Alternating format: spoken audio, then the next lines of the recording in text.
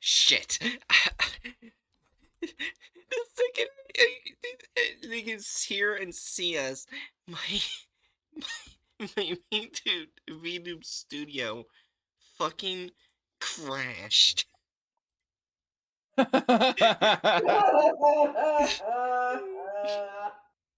I'm sorry. Get fucked, bozo.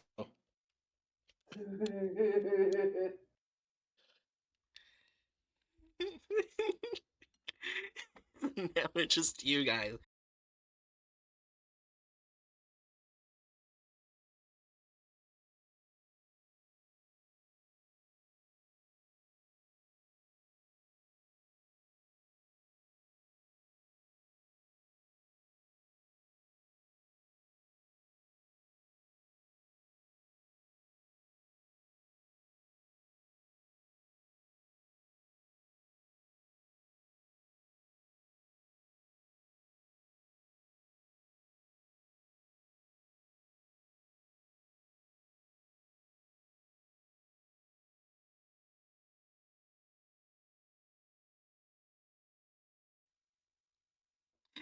Well, I'm back.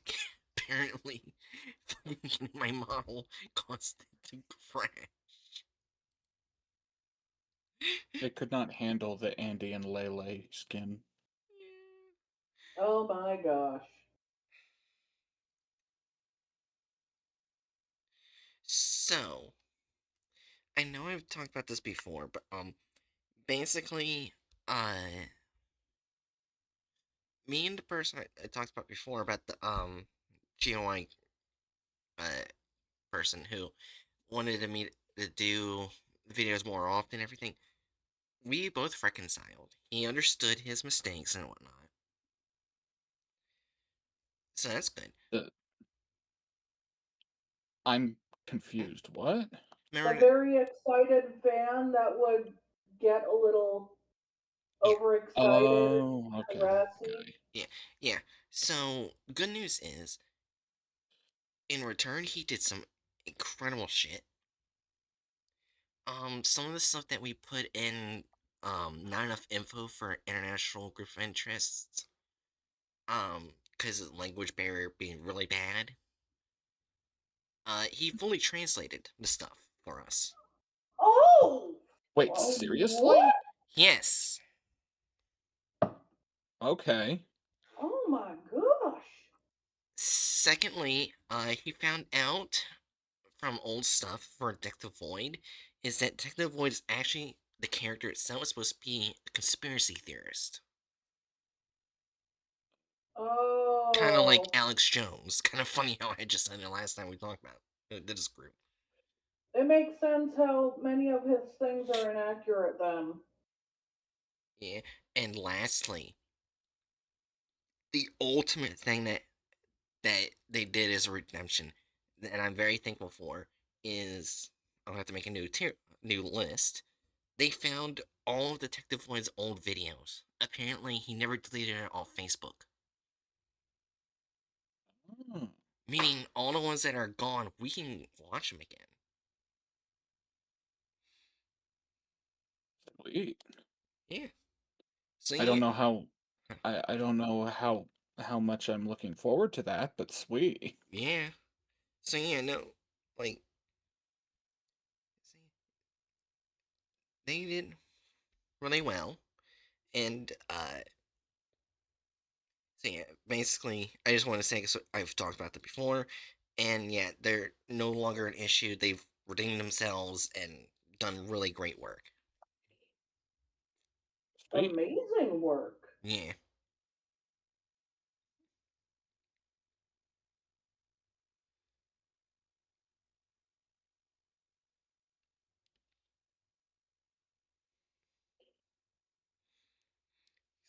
So yeah, as you can also see, the first SCP of the night, uh, is one we all know about.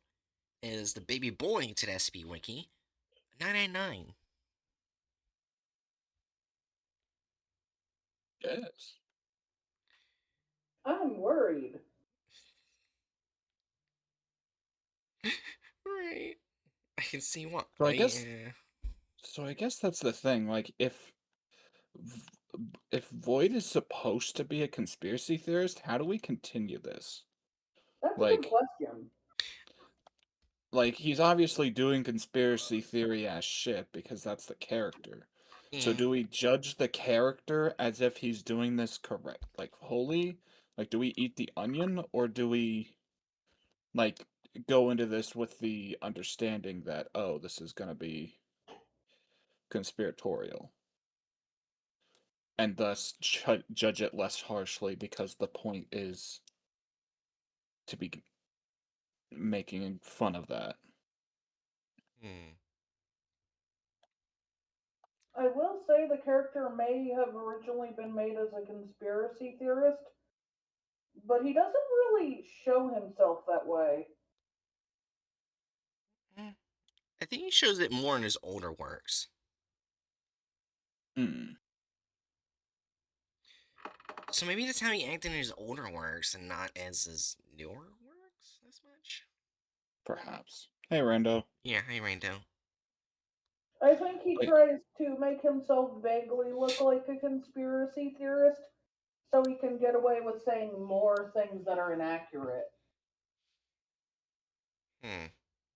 Because never in his on the things we've seen so far has he shown himself like a conspiracy theorist or going maybe or this is a theory. Instead, he makes himself look like he's investigating things. Yeah. Also, the person I got this off, but this whole thing we're doing off of Radiger, who did Detective Void, they didn't treat them any different than the other content farms. They just didn't, I guess what you said, bite the onion and treat them like other content farms. So I guess we do the same. all right. I'm fine with eating the onion. And now that I think about it, we kind of did the same thing with another content farm, SP Chronicles. They didn't follow the SCP at all, and yet we still bit the onion and treat them like, Yeah, with Yeah. Chronicles, what bothered me the most was when they did the doorman and literally decided to take off his skin and then did the most insane racist shit. Like they thought, you know what? Because they don't have skin anymore, we can do all these things and treat them like a race of evil black people, only we're not calling them black. yeah, that's fair. We're just treating them like they're black. Yeah. Yeah. Uh, Uh, Go I ahead, hated Rando. that. yeah, go ahead, Rando. And also, I guess that's the thing is like with the, What? it's not the most comparable because with the other SCPs that we have gone after, they haven't had that context of purposefully supposed to be a conspiracy theorist. Yeah. Yeah, but in this case, I feel like even if his character is supposed to be a conspiracy theorist, but most of the people who watch him are kids, and they're not going to Hmm. pick that up. That's fair. In fact, Yeah. even adults typically won't pick that up because you watch it, and he doesn't exactly say that he's holding conspiracies or anything. He doesn't make it obvious enough. Yeah, that's fair. Yeah. Uh, Oh yeah, So, Rando. You you yeah, were yeah. around with It, Chronicles, and they it's a thing. every single episode we've done with Chronicles, if if you smoked weed, it would be the same. yeah, weed that made you racist and sexist. You need to include that part. The rankest weed you don't want to puff puff pass.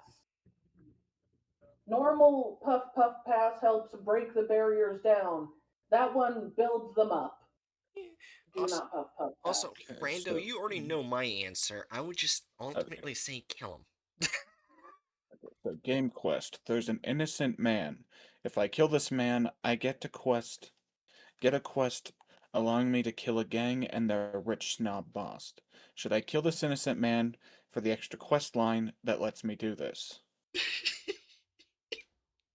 So I we've got wouldn't do that, but you also should not listen to me all the time because I mm, typically pick the worst option if it means the most moral one. It's basically going into a, deism, not deism. I forget the name of that school of ethics that like focuses on whether or not something is unethical by its very nature. But anyway, I'd say murder fun, be murder hobo. This is fun if it impacts anything. Oh yeah, then absolutely murder him. Murder hobo. Oh I wait, will have wait. Is it Fallout New Vegas? 'Cause it kind of sounds like it.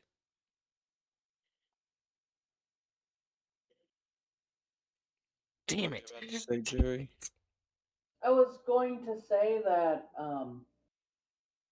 I really, really hate the belief that if Yeah. you do something, even if it's for the betterment of things, it's just the same as doing it to an innocent person. So you hate the Foundation? Yeah.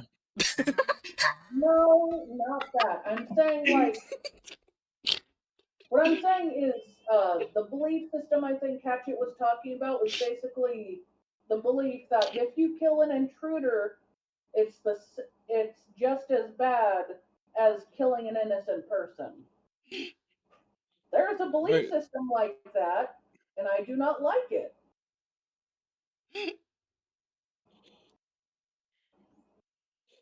maybe it's called something like deontology, something like that. I have no idea, but I still hate it. Anytime any game shows some suggestion that that's the belief system they're going for, I typically get angry and close the game.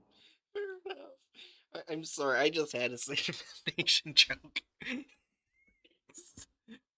That is their moral.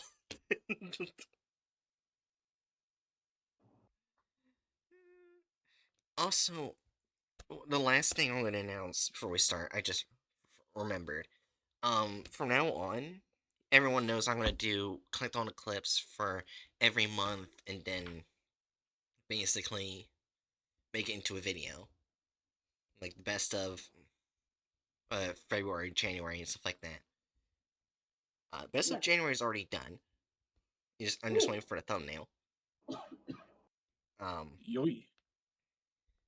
what I'm thinking of from now on is that the clip I think I find most entertaining at the end of the month, I want to give them either a tier sub to this channel, tier one, or other channel in their name.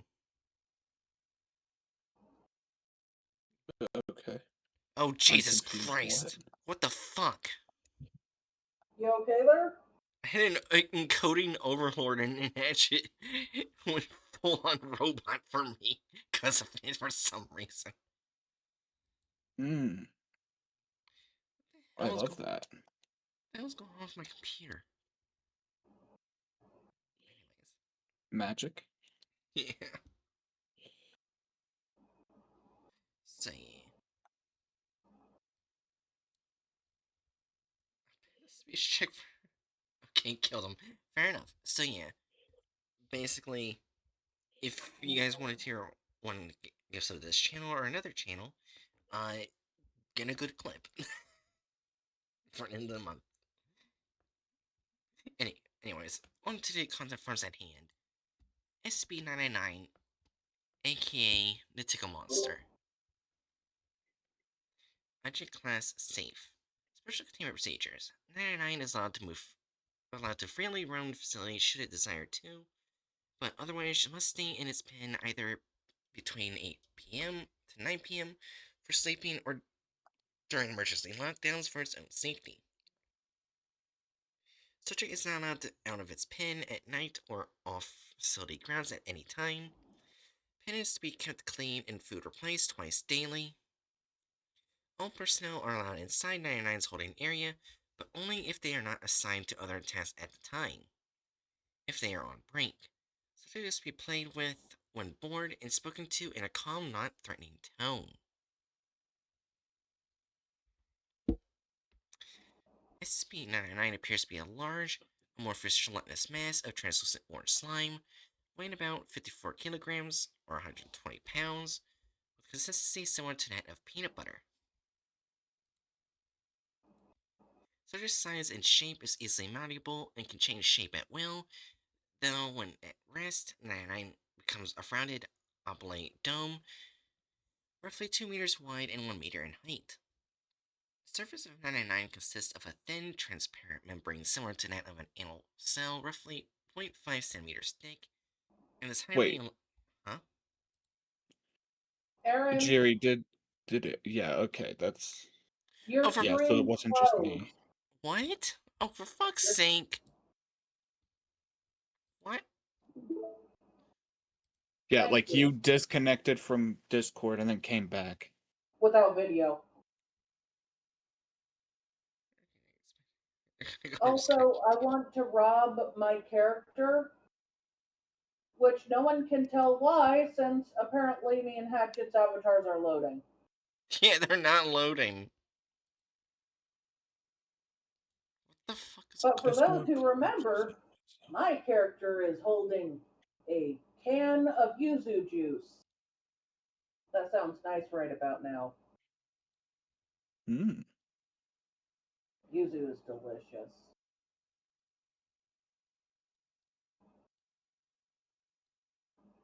There we go.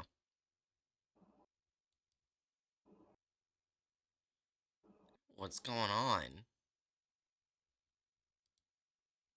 I guess I have to reread 999 again. Well, you could. You started having issues like I think right around non-threatening tone. Oh. Yeah. Oh, so I So just have to just read reread the that line description. over and then keep going. The Okay. description. Alright, subjects be played with when bored and spoken to in a calm, non-threatening tone. 99 appears to be a large, amorphous, gelatinous mass of translucent orange slime, weighing about 54 kilograms or 120 pounds, with consistency similar to that of peanut butter. Such a size shape is easily malleable, it can change shape at will, though when at rest, 99 becomes a rounded, oblate dome, roughly 2 meters wide and 1 meter in height. I forgot how big he fucking is.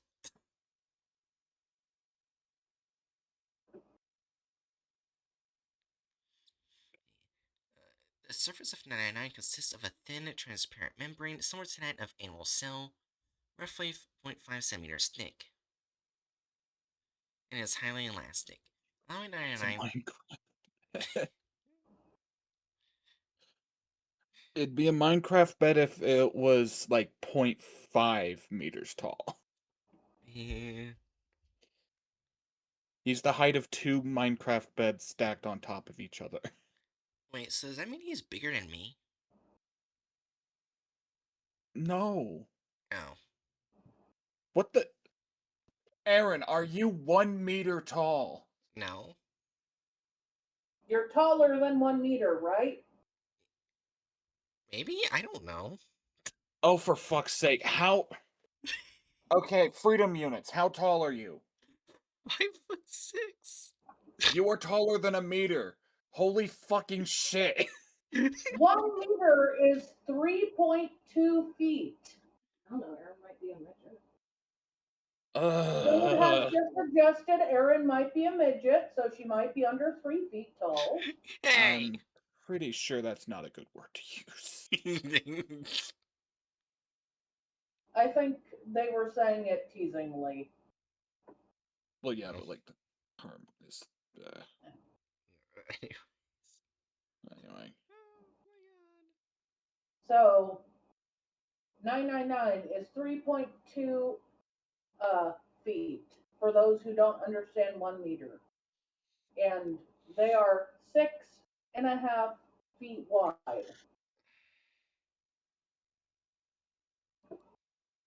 So they're a chunky baby. Yeah. Alright, anyways. I guess that's the thing that I'm most frustrated about in this moment, Aaron, is the fact that we have explained multiple times, like the ratio between like metric and imperial units as far as meters are concerned. We've explained this multiple times. Well, just remember, Aaron is the same person who originally brushed off low grade pneumonia as a cold. Shut up. I had to tell her colds don't give you high grade fevers when they start. They don't start off with a high grade fever. Like, it was just a 102.3 or 4. It's fine. Well, no, That's when your internal organs start melting. And it was wait, what? 102, not 104. You were It's, not at organ melting yet. I said 102.3 or 4. It's fine. Yes, and I'm saying 104 is around the temperature your organs would start shutting down. Isn't that actually like 108? I thought that was around 108. Pretty sure it's 104. Okay, I've got a browser open. I'll just go look. Oh. Okay. What temperature? Fun fact, pirates are the reason we don't use metric. Oh, hi, Sanju. Okay, then I'm a kaiju. I'm sorry, what? That's what random person said. Fun fact, pirates are the reason we don't use metric. In the oh, okay. Okay, so in the Temperature fever. Please. Oh, in the 17 and 1800s, ships carrying the conversion stuff for metric were raided by pirates. written from region in the U.S. Oh, That might have been one of the reasons, but another reason was the founders were kind of like F England, and they wanted to do everything different than England. I have no evidence, but I have no doubts either, so don't you. So mainlinehealth.org is saying fever is considered dangerous in adults when your body temperature is greater than 105.8 degrees Fahrenheit. Temperature that high can be damaging to body organs and particularly dangerous for someone with a heart or lung disorder. Oh, so I would So I die. was not that far off. Aaron, after me multiple times saying how dangerous it was, you literally just realized how dangerous it was? Well, I think like a 102 fever is like middling. 102.4, which was, she just got on the high grade fever train, and it was just when it was starting. Wait, I looked it up before. Meaning, if it was just when it was starting, many sicknesses typically go up in fever unless they're properly treated. That's Alright, why I was panicking. anyways, before we go back to the SCP, Brandon And Person he was says, calling it a oh, cold. Like a cold starts at 102.4, a high grade fever. fair enough. Before we go back to the SCP, Random Person says, I looked up, the first thing I see is metric was legalized in 1866. The fuck you mean the metric system was illegal?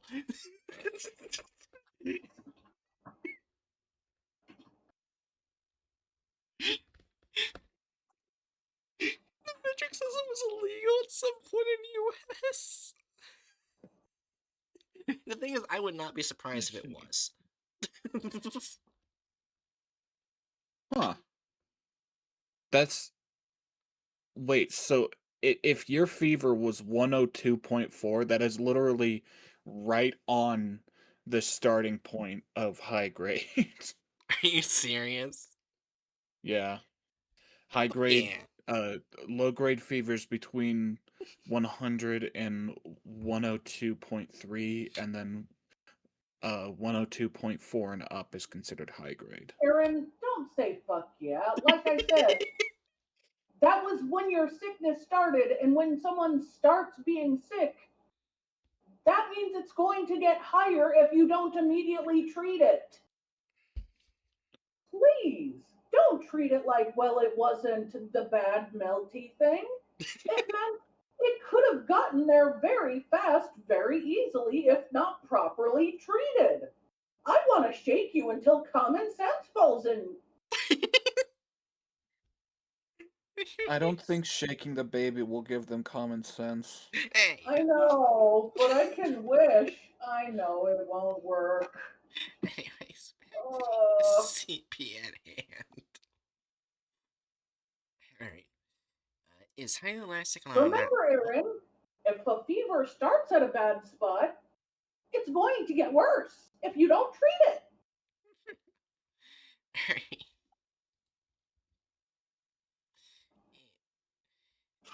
And is highly elastic, allowing 999 to flatten portions of its body to up to 2 centimeters thin. The surface is also hydrophobic, although 99 can willfully absorb liquids. The rest of 99's body is filled with viscous orange substance of unknown chemical makeup. It was capable of digesting organic materials with ease. What are you laughing at? What do you mean there was an Chat. anti-metric system while we grew?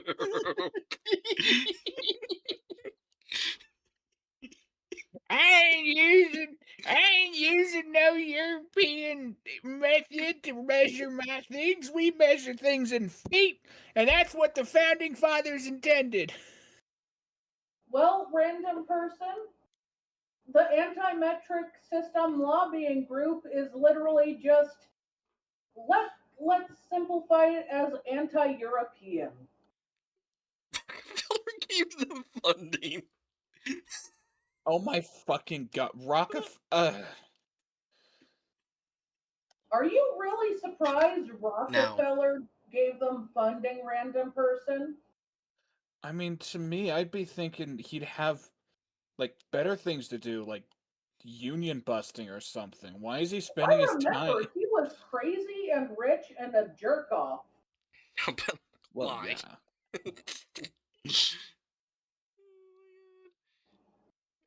What is the Why? what? Yeah, like what is the potential gain? Well, once again, like I said, groups like that were anti-European. They basically had the thought process of, but America, fuck yeah. Humans join the group. What the fuck is this? Random person's going deep into a rabbit hole. Well, random person, I'm sorry to tell you this, but it wouldn't be the first time rich people tricked the common people into joining something that was not actually for the sake of the common people. Yeah. I am in too deep. Abandon it now. Yeah. Anyways, back to the SCP at hand. Cedric's temperament is best described as playful and dog-like. When approached, 99 will often react with overwhelming elation, slithering over to the nearest person, leaping upon them, hugging them with a pair of pseudopods, while nuzzling the person's face with a third pseudopod, all the while emitting high-pitched gurgling and cooing noises. Surface of 999 emits a pleasing odor that differs from whomever is interacting with. Recorded scents include chocolate, fresh laundry, bacon, roses, and Play-Doh. I kind of want to know, one person thinks Play-Doh is a pleasing odor. There's a I'm lot so of people who think Play-Doh's a pleasing odor. I don't. Aaron.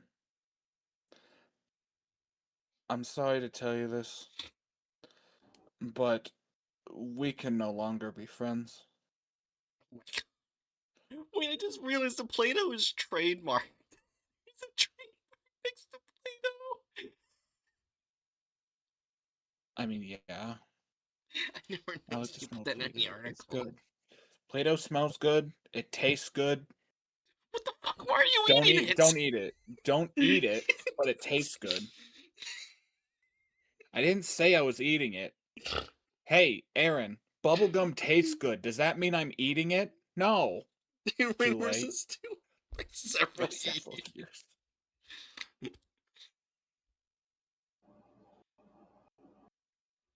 Oh my god. Anyways. You could probably eat older recipes of Play-Doh. Oh my god. I want to get salt poisoning. Oh my god. Anyway, simply touching 99 surface causes an immediate mild euphoria, which intensifies the longer one is exposed to 99 and lasts long after separation from the creature. Slutter's favorite activity is tickle wrestling, often by completely enveloping a person from the neck down and tickling them until it asks to stop. Though it does not always immediately comply with this request. Though injuries may occur, 99 has never been found to purposely attempt to harm others, and will immediately back away and contract its body into a quivering mound when gurgling in a manner similar to a whimpering dog, seemingly apologizing for hurting someone on accident.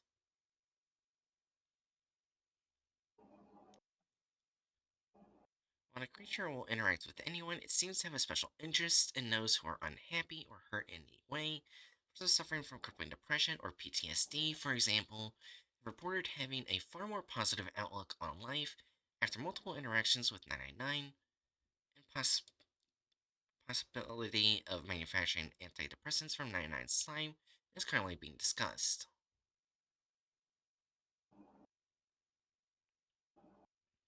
In addition to its playful behavior, 99 seems to love all animals, especially humans, refusing to eat any meat and even risking its own life to save others, on one occasion leaping in front of a person to take a bullet fired at them. Such as intellect is still up to debate. Though its behavior is infantile, it seems to understand human speech and most modern technology, including guns. 99's diet consists entirely of candy and sweets, with M&Ms and Necco wafers being its favorites. Its eating methods are similar to those of an amoeba. Yeah, also, before I continue, there is a story about 99 doing something incredibly reckless and dangerous. Um, Basically, one mother was crying how their son was not with them when daybreaks happens. So 99 sneaks out of Site 19, finds the boy, covers him entirely in itself, while also making its skin darker so sunlight can't go through, and bringing him all the way back to Site 19. Best boy. Nice.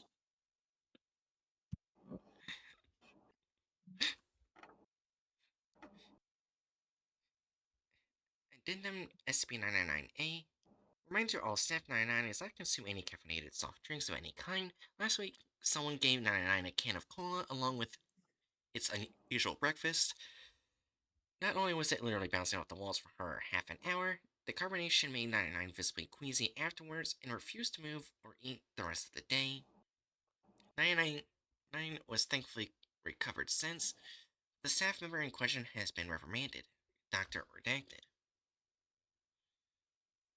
Not that I want to test this, but would it have the same reaction if the caffeinated soft drink um went flat? You know, like the It'd carbonation's probably gone. still get it'd probably still get hyper, but without the carbonation it wouldn't get sick, Yeah. I'd assume. You know what I realized? I think it's a good thing that it wasn't an energy drink that was in his chamber. Oh god. I think that would be worse. Alright. Before I continue reading, does anyone want to voice 682?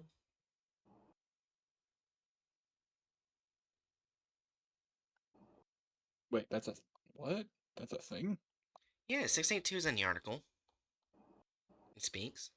Oh wait, 682. My brain just Which one did you hear? I was confused because my brain registered 682 as 999. Oh,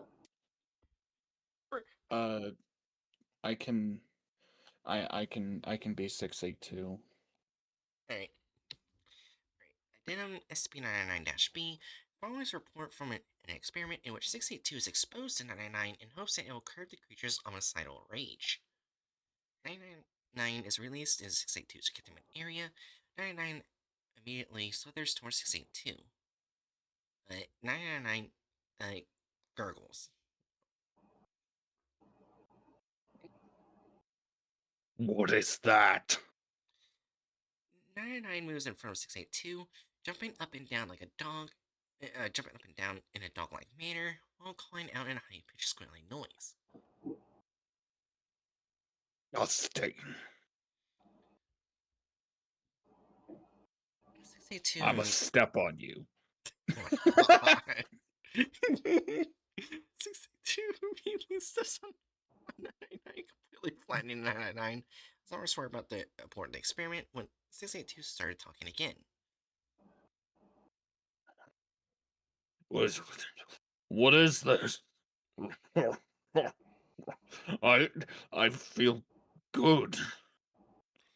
999 can be seen crawling up between 682's toes, up along its side and around its neck, where it clings on and begins gently nuzzling it with its pseudopod. A wide grin slowly spreads across 682's face.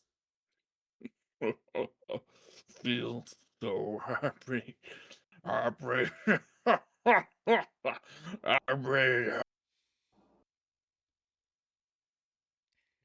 682 repeats the word happy for several minutes, laughing occasionally before escalating into a non-stop laughter. As laughter continues, 682 rolls around on its back, slamming its tail upon the floor with dangerous force. Stop. No tickling. 682 and 999 continue the tickle fight until 682 finally wears down and appears to fall asleep, with what would appear to be a smile on its face. After 15 minutes, with no activity, two D-Class personnel enter the room to retrieve 999. When 999 is removed, 682 immediately wakes up and unleashes an unidentifiable wave of energy from its body, all the while laughing monotonically. All persons within wave's range collapse into crippling fits of laughter, allowing 682 to escape and slaughter all in its path. Meanwhile, 99 quickly rescues as many persons as it can, taking them to a safe place to recover from 682's laughter wave, while agents suppress and recontain 682. Despite the tragedy that 682 has brought upon the facility, 99 has not shown any fear towards the creature, and this fact has made gestures suggesting it wants to play with 682 again. 682, however, has stated,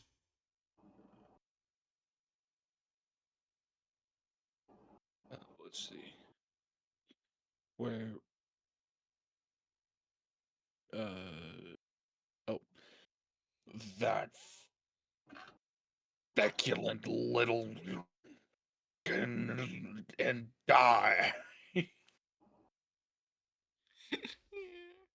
memo from Dr. Redacted found the test was unsuccessful and ended in tragedy. That had to be the funniest thing I've ever seen. I never thought I'd see one day when I regard 682 as cute. Please send me a copy of the security tapes ASAP.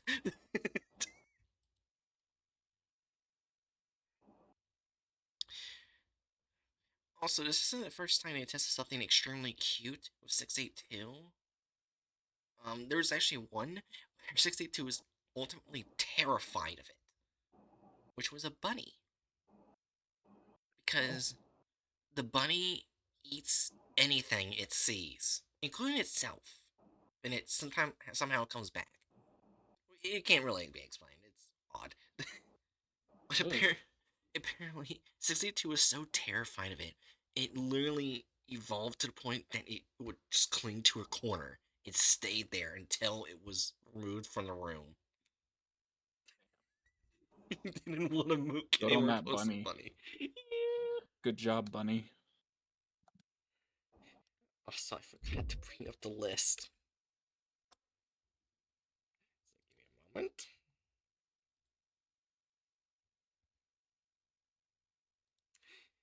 So yeah, there. Oh god, It's kind of lag. weird watching you bring the list up. Why? because it's already up typically when we see you do things. What the fuck?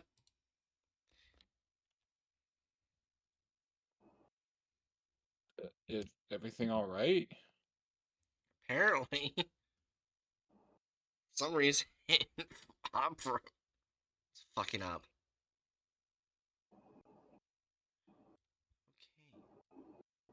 Okay.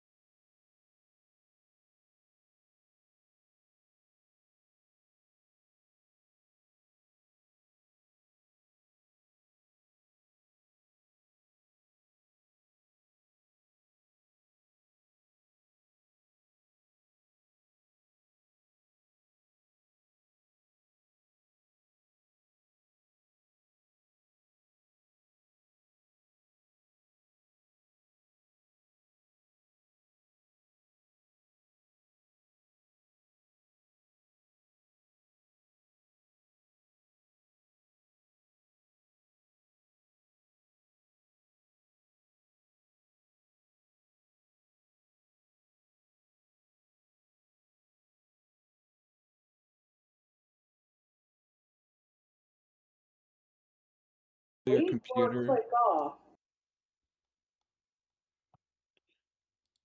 Anyways, I'm back, Danger Nautilus. Yeah, I had to delete one of the content farms I were gonna look at tonight because it was fucking struggling. What do you mean delete? Like, close one of the tabs. Or no. Why would you describe that as deleting it? I don't know. We're back! Maybe Yay. that's what was causing it earlier. Like, all the lag and everything was because I had too many tabs open. Perhaps.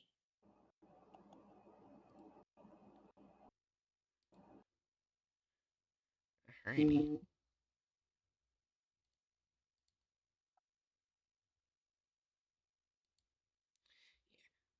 Okay, so let me just get the thumbnail.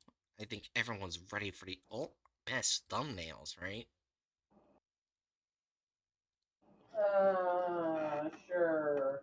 Just put it on screen. I'm not even gonna humor that statement.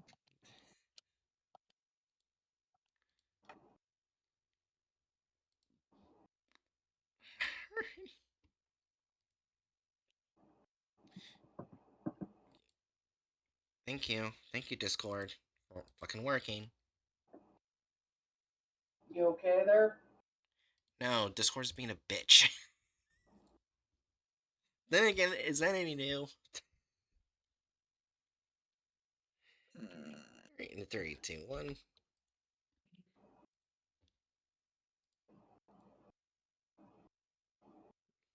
You know what? That's not bad. I Yeah. I do have concerns. Why is he handcuffed to 999? He's not handcuffed too. He just Isn't has that... a handcuff on. Yeah, that's his character design. Oh, His character always has that. I never noticed the handcuffs.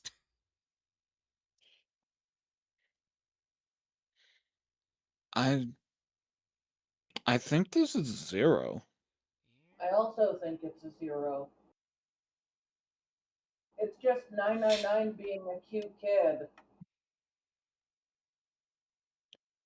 And the character of the channel looking very confused and startled.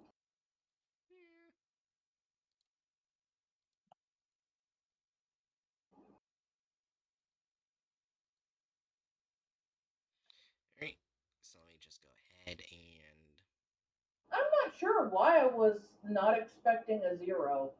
Oh, I think I get it now. What?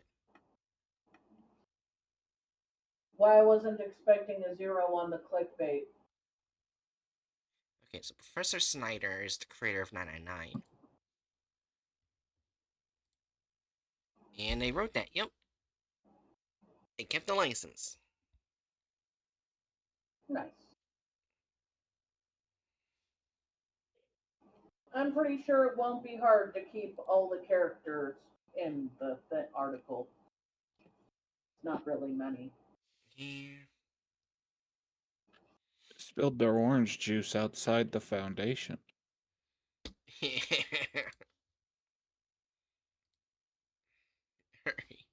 Oh yeah, I gotta put it at 1.2 speed?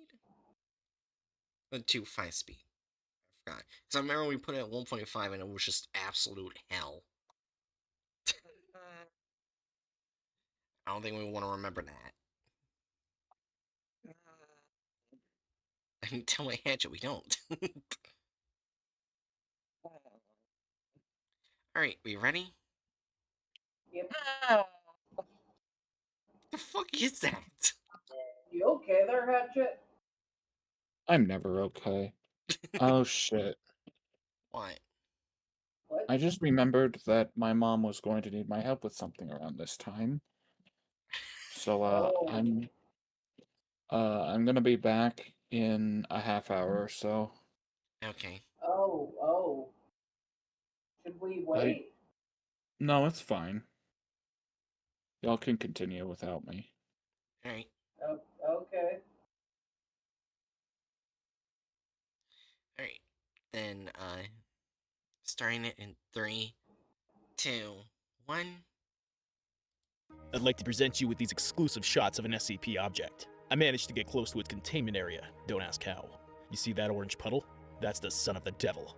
Just kidding, it's SCP-999. Now it'll gather itself together and go play with the Foundation operative.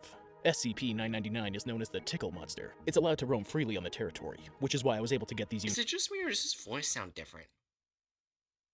Maybe a different voice actor? Yeah, it doesn't sound like the same one. I don't mind.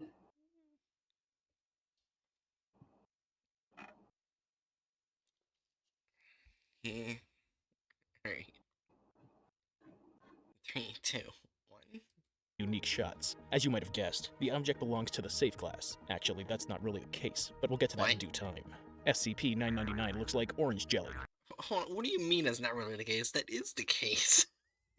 What? Yeah. I mean, just because his dad is in safe class, but they don't bring that up in his file. Are they going to talk about his dad instead of just sticking to the SCP? Which is also good. Oh my gosh, I just realized they might draw Scarlet King as the World Devourer, which it's basically been confirmed in most canons that ain't the case. Those are two different entities. Yeah. I'm just gonna realize they're probably gonna do that. Scarlet King Roar. I just hope that one part they don't bring in the Scarlet King Roar lore in this video is that he is the king of. I'm gonna finish it right there. I don't think I should say the final four-letter word. Oh, That starts with an R and ends with an E. yeah.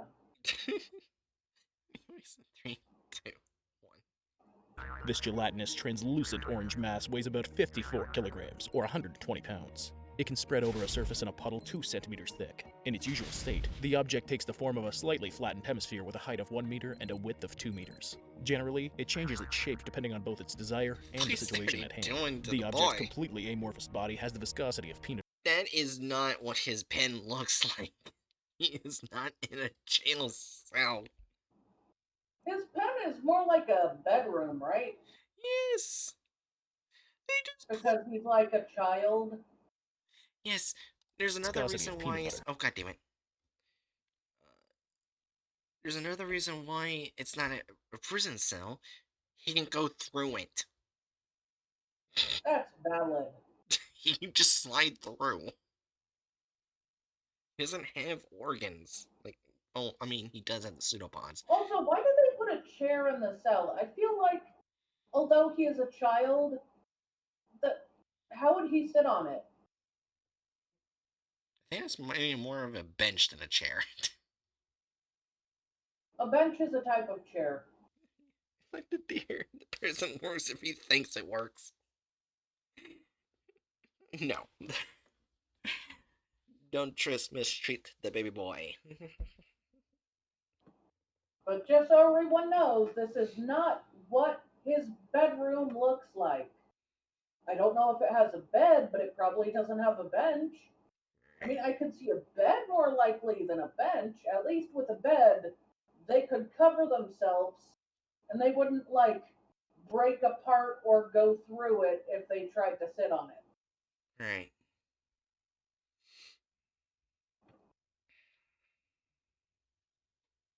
Actually sounds nice. Imagine a giant floopy futon someone could just lay in. Uh, In three. why am I imagining a bed meant for 999? Just Oh, imagining myself going into the bed without 999 being there. I don't know. Isn't Sounds nice. The bed would have to be decently big. Also, can I just say I have multiple 99 plushies. I only bought one, and I've been gifted a bunch of others. Well, to be fair, it's 999, and who's gonna say no to that? Yeah.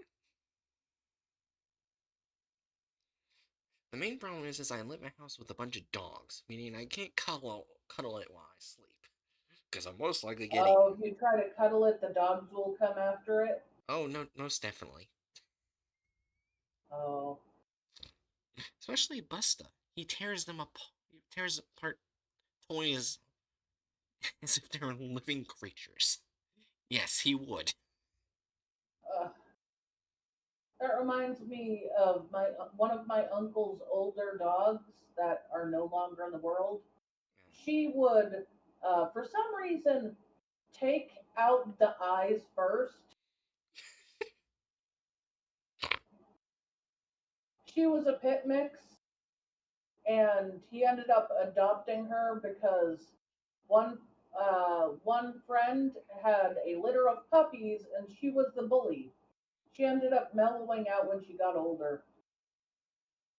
I mean, that kind of makes sense because, like, from what I've saw, like, pit bulls are like the easiest to mellow out as well as get rid of. How do I say this? Get rid of it out of the mode that they need to stay in dog fighting mode. They're the easiest to get to undo it. If you understand what I mean. Yeah, though in this instance, remember, it had nothing to do with that. It was just she was born in a litter, and she was the little bully in the litter. Eh, And when she was adopted off, she couldn't be a bully anymore. And I think she was only a bully because she had a lot of energy. eh. Some puppies are like that, and some kids are like that. They have so much energy and they don't know what to do with it, and adults aren't helping them figure it out. Go somewhere eventually. Anyways, and three, two, one. Viscosity of peanut butter. Instead of skin, the creature has a kind of cellular membrane, a transparent film about 5 millimeters thick, with hydrophobic properties and the highest elasticity possible. It protects the object, but allows it to absorb liquids and solid food. It's still unknown what this jelly is I'm made gonna of, but it say easily they breaks said down. 5 millimeters thick instead of 0.5 millimeters thick. Yeah. So it's a half of a millimeter. Yeah.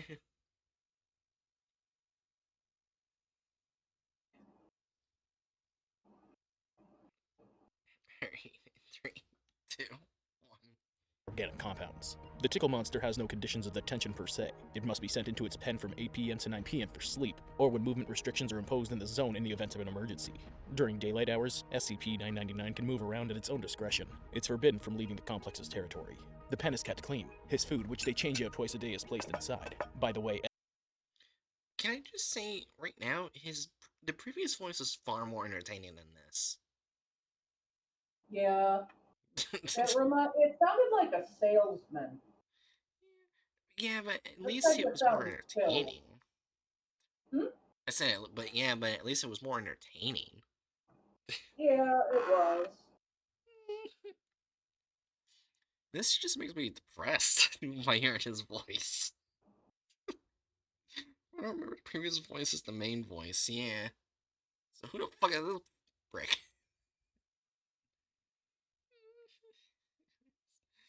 Three, two, SCP-999's diet is a sweet tooth's dream. It eats only sweets, devouring candies and cakes the same way an amoeba does. The object especially loves M&Ms and Necco wafers. It should never be given carbonated or God. caffeinated beverages. This restriction was introduced after a small incident. One of the more generous employees of the Foundation gave the tickle monster Coca-Cola, after which the creature took the form of a ball. It is completely unknown what the caffeinated soda was. Uh,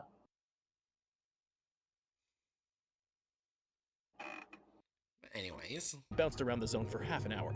Then it lay motionless for the rest of the day, suffering from nausea. SCP-999 eventually returned to normal and the employee was reprimanded. All Foundation staff are allowed to make contact with the object, whether during a chance meeting or by visiting it in its enclosure. Personal visits are allowed during breaks and free time. SCP-999 should be also now that I realize, like, not only does the voice change, but the animation style a bit too, except with the character. yeah. Also, how do they not realize that 999 is literally just being treated like a child? Right. How do they not realize it? How do they not realize it and think, maybe we should make this look more like a child's bedroom? Because fuck you, that's why. Ah. He's in three.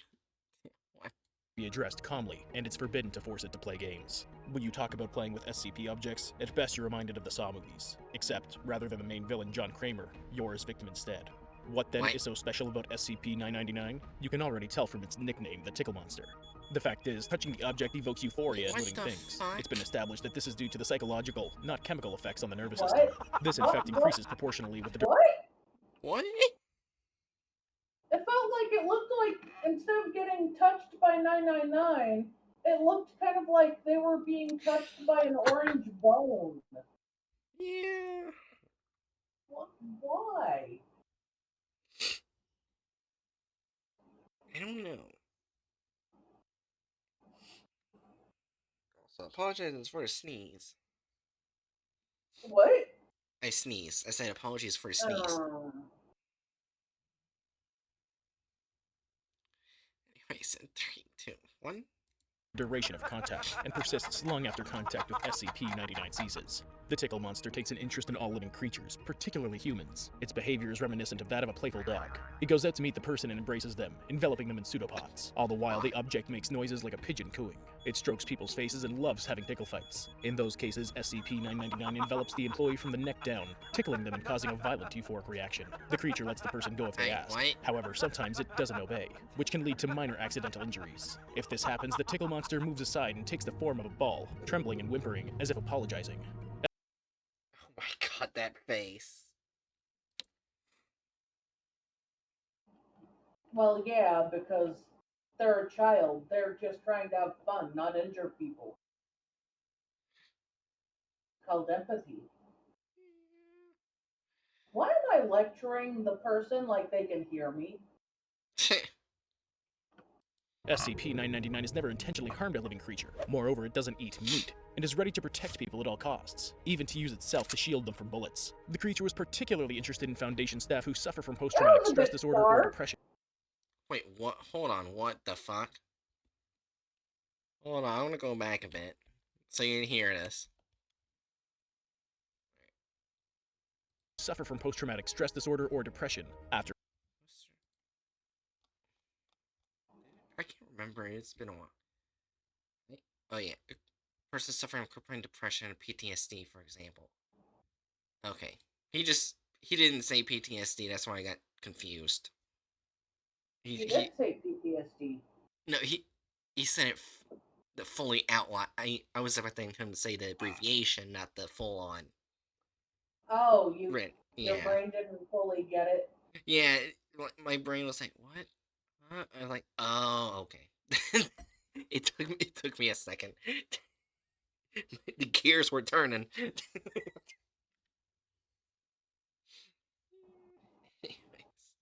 3, 2, 1.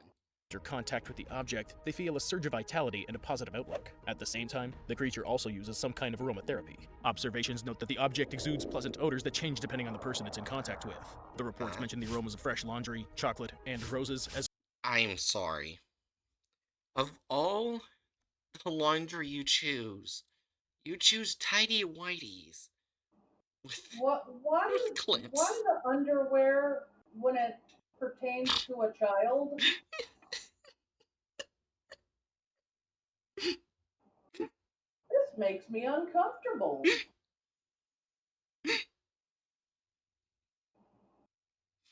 How does Rita person feel about referring to the child's aromatherapy?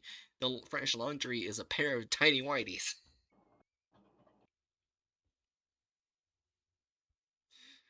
You know what commercials typically use to talk about the fresh smell of laundry? The symbolism for the fresh smell of laundry goes strongest with towels. That may seem weird at first, but towels are typically the things people are most commonly using to clean themselves or other people.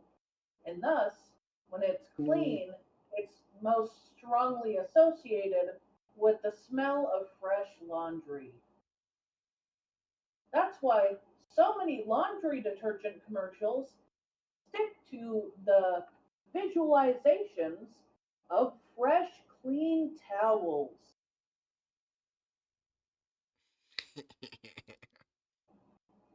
Another favorite is blankets. That's because one of the most favorite things people typically love to do with a fresh blanket is put it up to their face. You interact with blankets pretty frequently, so having a fresh blanket is almost as good as having a fresh towel.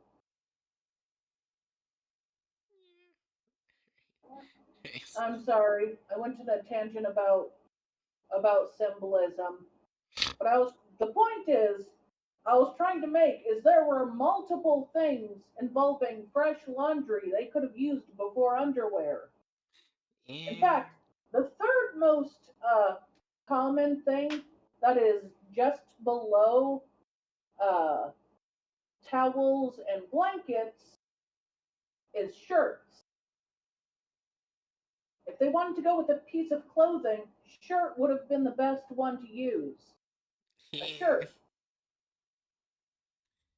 This is not a shirt. No. Anyways, in 3, 2, 1. roses, as well as fried bacon, and even modeling clay. The Foundation is discussing the possibility of making antidepressants out of Just say SCP-999 substance. This is still only talked about, but they couldn't refrain from introducing the tickle monster to a particularly dangerous object. Naturally, we're talking about the hard-to-destroy reptile. The reptile serves as a kind of indicator. The properties of other objects are considered as opportunities to restrain, or in an extreme case, destroy SCP-682. The hard-to-destroy reptile has the highest Why is What? this? Why is this the closest to the like to actual 682 that we've ever seen from a content farm? I think we've seen better. Maybe, or I'm just not remembering any other ones. Anyways, in 3, 2. degree of intelligence, and no less hatred for all living things. SCP-999 is the reptile's polar opposite, and if the rumors are true, then this makes this even more interesting. During the experiment, the tickle monster was placed in the same cell as SCP-682. It immediately showed interest in the reptile, approaching it, making friendly gurgles and other sounds. For one, 682 would not be that small. Yeah, it definitely was not that small. And two, there wouldn't be blood all over the room. The blood would be after the attack happened. And they wouldn't have blood on their claws yet. Yet. Yet.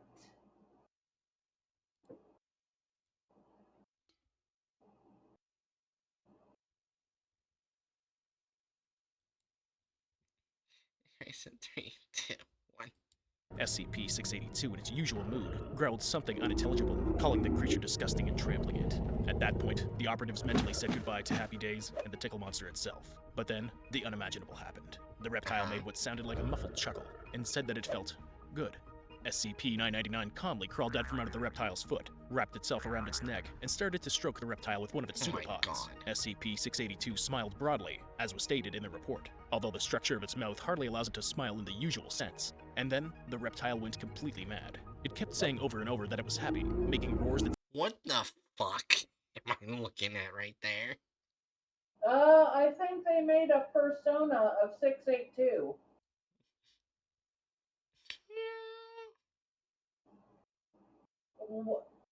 Why did they make a...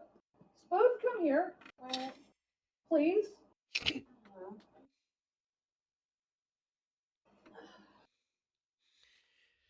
I know you're not into SCP stuff, but you know the hard to destroy reptile, the reptile that likes killing things and insulting everyone? Yeah. This content farm person drew a persona for him. Gross. I mean, I'm not mistaken, that's a persona, right? Yeah. Is that the worst What persona type I've of seen? crazy kinky fanfic is this? I don't know. What makes it worse is the one next to him is 999. You know the baby? Yeah. I don't want to touch this. Okay. Jerry, this is not the worst persona I've seen for 682. Oh no, that was Food who said that. Yeah, but I've seen personas where 682 is very thick, I should say. Aaron, don't tell me about the weird fanficky shit people do about with 682. The hard to destroy reptile that wants to kill everything. And some people want to fuck him.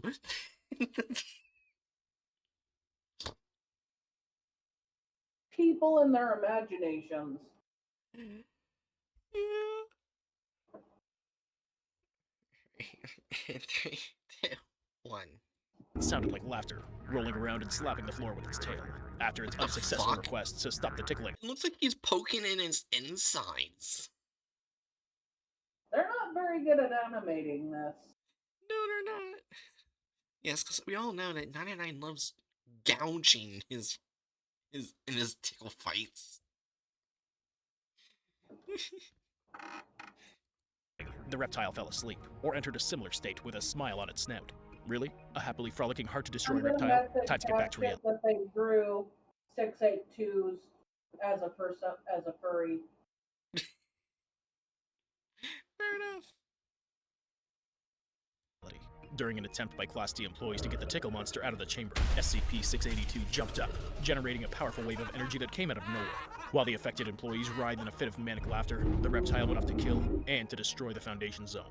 Meanwhile, SCP-999 had begun to carry the still-living employees away from the enraged reptile. Operatives eventually caught SCP-682 and placed it back in the chamber. The reptile rudely wished this puny vile SCP-999 a speedy death. But now, let's talk about why I named this sweet old tickle monster the son of the devil, and why he really doesn't belong to the safe object class. There's no current information that points to the circumstances surrounding SCP-999's discovery, which is, well, unsurprising, since the object is the Scarlet King's child. The King is an ancient creature born of darkness, also in containment at the Foundation. However, it exists in several dimensions simultaneously, and if it were to decide to completely move into our world, everything would come to an end. According to ancient texts, the Scarlet King had 7 brides. The goddess Sana, taken by force by the Scarlet King, gave birth to them after her death. The king made his daughters bring his terrible offspring into the world. 6 of the sisters gave birth to monsters for his army, but the 7th bride remained unbroken and brought heroes into the world, called to overthrow her evil father. Members of the cult know. Oh my gosh, he is referring to a story about what each bride births. And yes, the 7th bride births heroes, but it does not confirm that 999 is the hero. And it's confirmed that she has birthed multiple heroes. Not just the 999. Also, a thing about the story is it has nothing to do with 999 or his possible siblings that never made it, because the brides of the Scarlet King were not those ladies because, well, for one, Yeah. there's an entire SCP article about those women. Yeah. And they were not like the story. Yes, the story is nice, but it's different. Yeah. And that's fine. But it doesn't mean they should be treated like the same thing.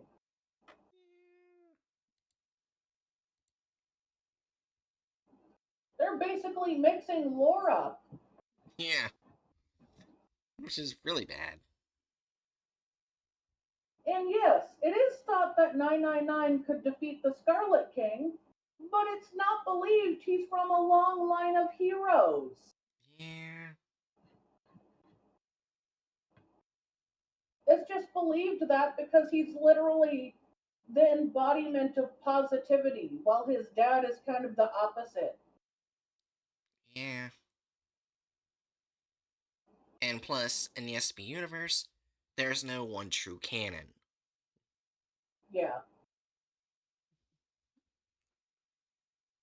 Which is what I think he's trying to go for, is one true canon, which, no, there isn't. Known as the Children of the Scarlet King, conducted a ritual, during which those same 7 brides possessed the bodies of young girls. The Foundation captured the girls and placed them in one of its zones, What? designating them as SCP-231. Oh my gosh, he's talking about 231 now. I feel like he did a weird mix of different SCPs information. And I'm not sure I like it. Dude, we still have less than, like 2 minutes, 30 seconds left. And he's gonna do more. It's like he went with his own fan fiction and ran with it. What? Which is fine if you're doing a story, but he's putting it like that. Christ, possess these Ugh. ones are stand-ins. Yeah. Yeah. And plus, if I remember correctly, the brides that were talked about in that story were, well, gods. Because Yeah. he didn't die, they still birthed children. Yeah. I'm Meanwhile, here. Oh. Hi. I We're see sorry. admission to work on SCP-231. Hatchet, he. Should I leave? No. Hatchet. No, In fact, here's. let's rewind it. Let's put him through what we went through. Alright, That's so. not that's not giving me confidence We in love staying. you. And Okay. that's why I want you to see his fanfic version of the Scarlet King. Okay, so basically what he's doing is saying how what he's doing is SP Universe falls by one true canon, which we know false. So he's taking various canons and meshing them together like they're Yes. one canon. I see. Yeah, one of them is where it talks about the 7 brides who constantly birth out his children who are also goddesses. The ones who constantly birth out his children are gods in a different universe. Yes. But the one bride that gave birth to 999 was not a god. They were a normal human girl. Yep. And he's mixing them as they're both the same. In his eyes. Also, do I want to know why in DMs I have the message they drew a persona for 682? Should we show him the persona? Sure. Let's see, where is it at? Okay, it was around in here, I think. Somewhere around there? Probably. That is They're very probably not gonna show the small. bubble. That is a very small 682. Yeah, we were. Aaron was saying that too. Yeah. it's so tiny.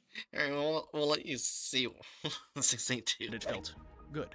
SCP-999 calmly crawled out from under the reptile's foot, wrapped itself around its neck, and started to stroke the reptile with one of its pseudopods. SCP-682 smiled broadly, as was stated in Oh, the as you can tell, it's definitely a different more depressive voice actor than the previous one. Yeah.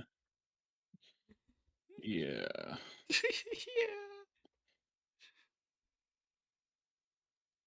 Although the structure of its mouth hardly allows it to smile in the usual sense. And then, the reptile went completely mad. It kept saying over and over that it was happy. Oh, there it is.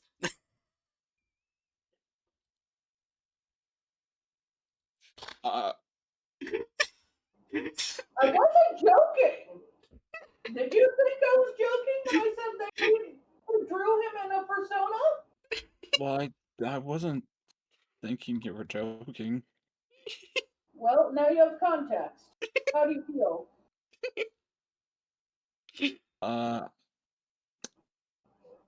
I feel Leaves the call. Oh no! Are you okay? yeah, it's just that I feel That's the joke, Jerry. Oh. Oh.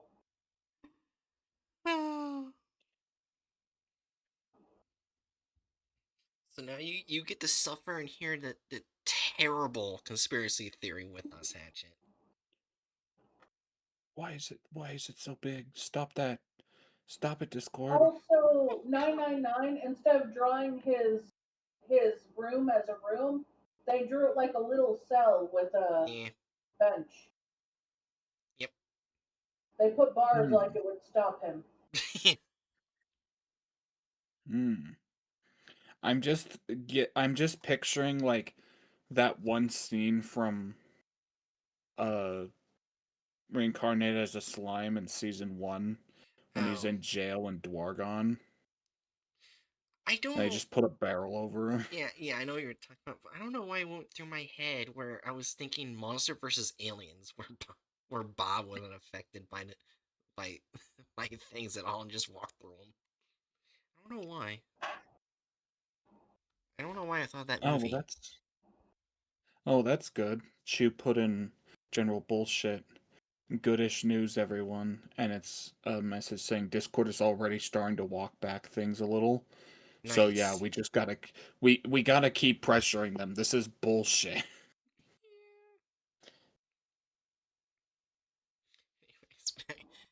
Anyways, back to the SCP at hand, and 3, 2, 1. Making roars that sounded like laughter, rolling around and slapping the floor with its Oh tail. yeah, as you can tell, Ugh, he's I don't. gouging. He's gouging 62. We forgot about that. Ugh.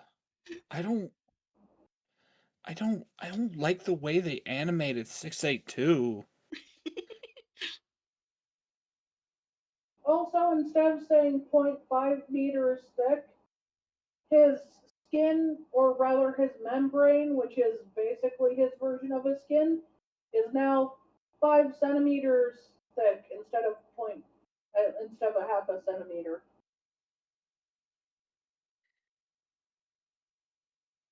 Wait, what?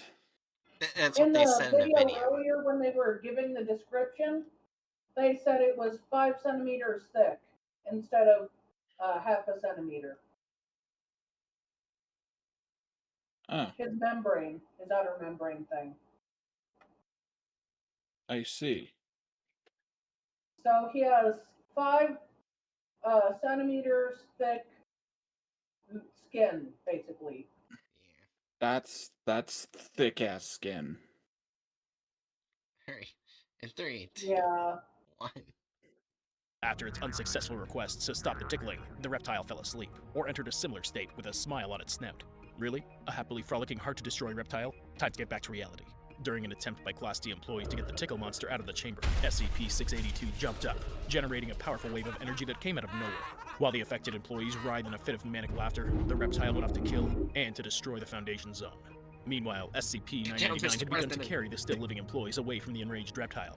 Operatives eventually caught SCP-682 and placed it back in the chamber. The reptile rudely wished this puny vial SCP-999 a speedy death. But now, let's talk about why I named this sweet old tickle monster Here the it son of the comes. devil, and why he really doesn't belong to the safe object class. There's no current Oh yeah, he believes 999 doesn't belong to safe class.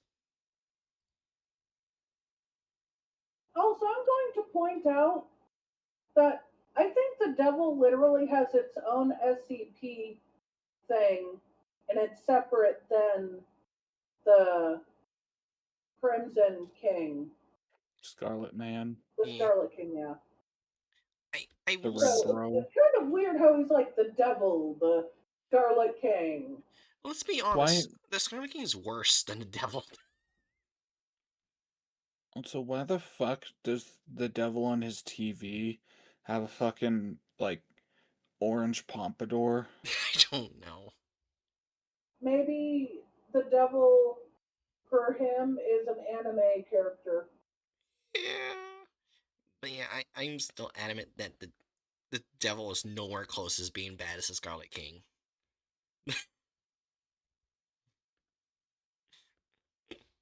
Hmm. Yeah.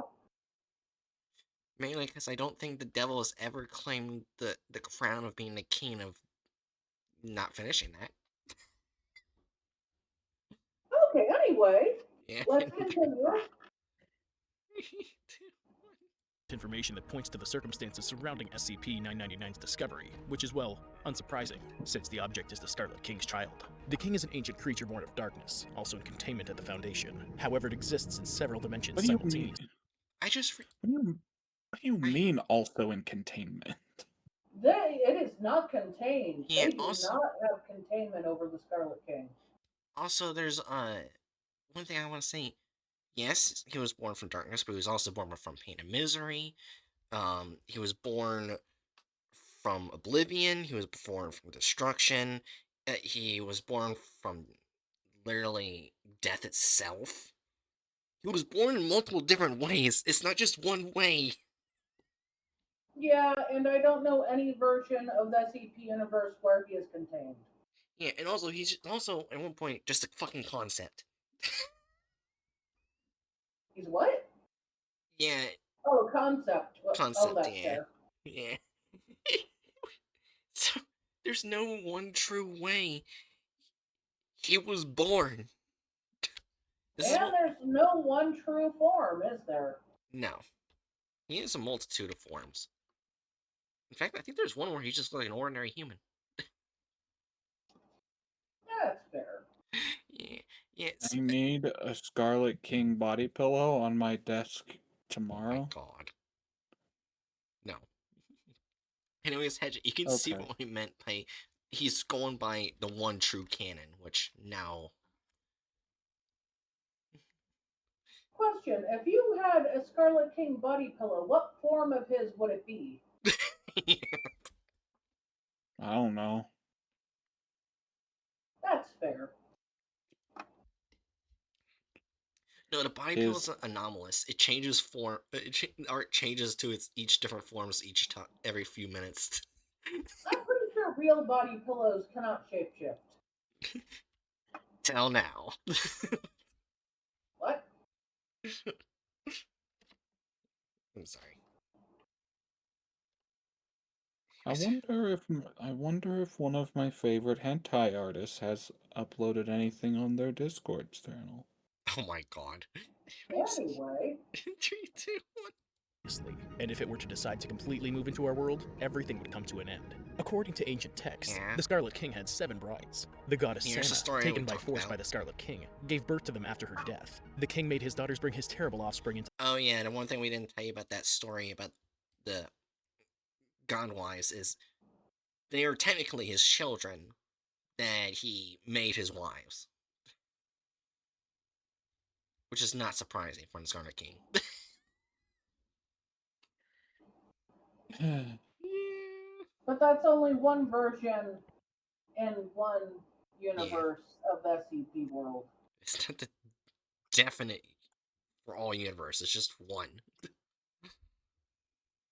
the world. 6 of the sisters gave birth to monsters for his army, but the 7th bride remained unbroken and brought heroes into the world, called to overthrow her evil father. Members of the cult known as the Children of the Scarlet King conducted a ritual, during which those same 7 brides possessed the bodies of young girls. The Foundation captured the girls and placed them in one of its zones, designating them as SCP-231. Yep, and here's where apparently the gods become human. Also, I'd like to comment that since all three of us are here now, that I didn't like the tone how he spoke about the wives. Like, yeah, she was the unbroken one, but it's not like the others wanted to participate either. Oh yeah, no, they didn't. Like I'm not gonna say it again. We already know who he's the king Yeah, of. we know. I'm just saying, I didn't like his tone. The story handled it better than he did. Let's just say that. Yeah. Almost as if he's trying to kid-friendlyify an inherently adult topic. Yeah, and Yeah, and then it's made it worse horribly. in the process instead. If you don't cover topics like this right when you're trying to friendlyify it for kids, it's worse. Yes, Guess Yeah. what? it is very worse. 3, 2, 1. Access to work with the girls was Now granted I by know the why it 05 Council. bothered me. He made it sound like the other ones were bad for not being able to hold out. It sounded a little victim blamey. There we go. What did I say about the 05 Council? Them as SCP-231. Access to work with the girls was granted by the 05 Council personally. One of the reports notes that presently, the Scarlet King is the most powerful evil entity known to mankind. All objects contained in the Foundation are I wouldn't Fucking call him the most evil. wrong. There are several SCPs that have the same classification by the Foundation as a Scarlet King. That is wrong.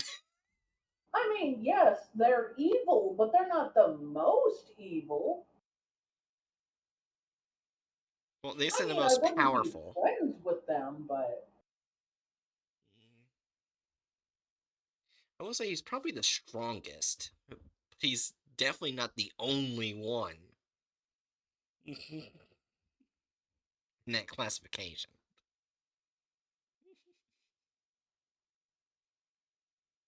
Hell, has he even seen the Apollyon and the Archon classification?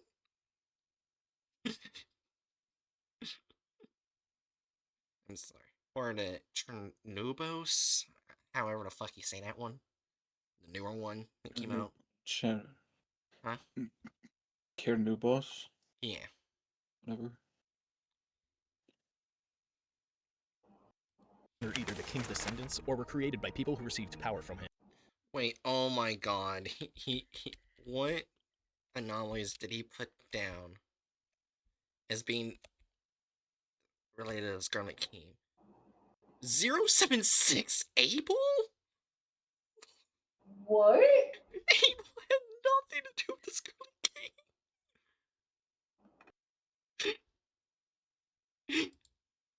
058, the Heart of Darkness?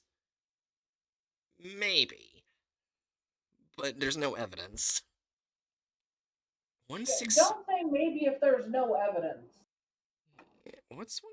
I forgot what 169 is. I can look it up.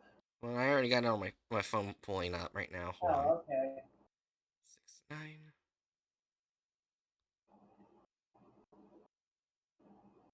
The Leviathan?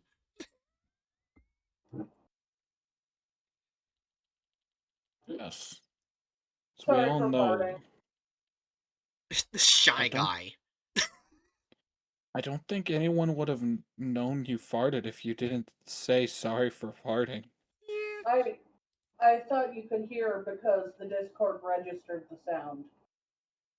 Well, I didn't register it in my brain as farting until you Yes, called it a here. fart. Oh, damn it. They just threw the only one in that pile who in one universe has been confirmed to be his child is 682. The others have not.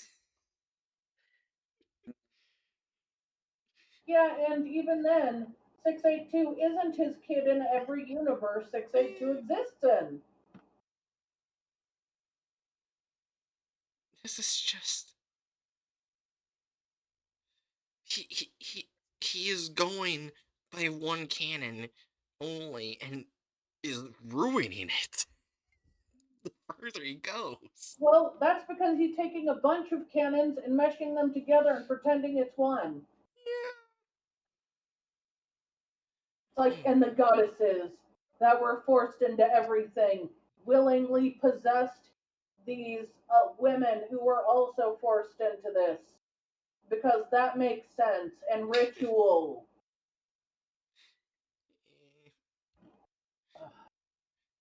Aren't you loving this, Hatchet?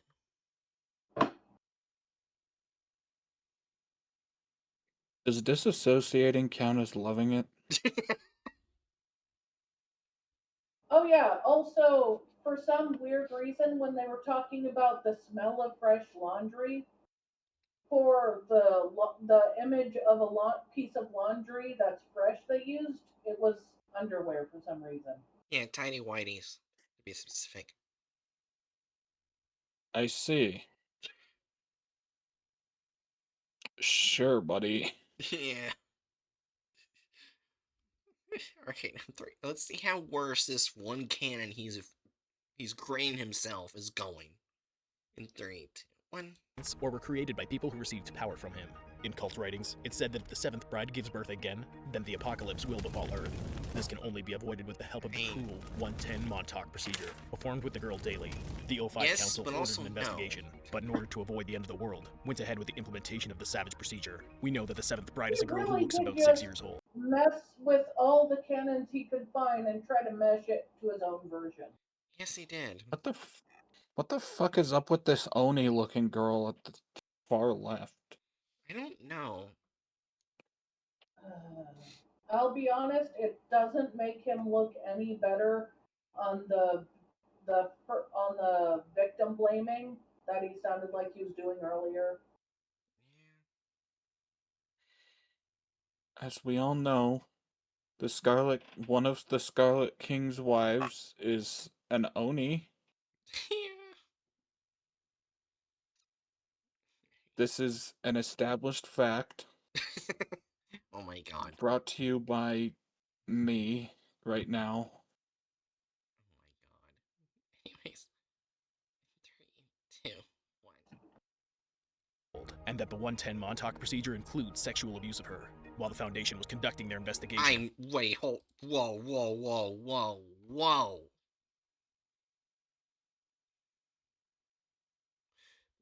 As far as I'm aware, 110 Montauk is not a sexual procedure. What? He said a sexual abuse of her when we're I talking about thought 110 Montauk. Uh, I I thought it was. hear It that? was?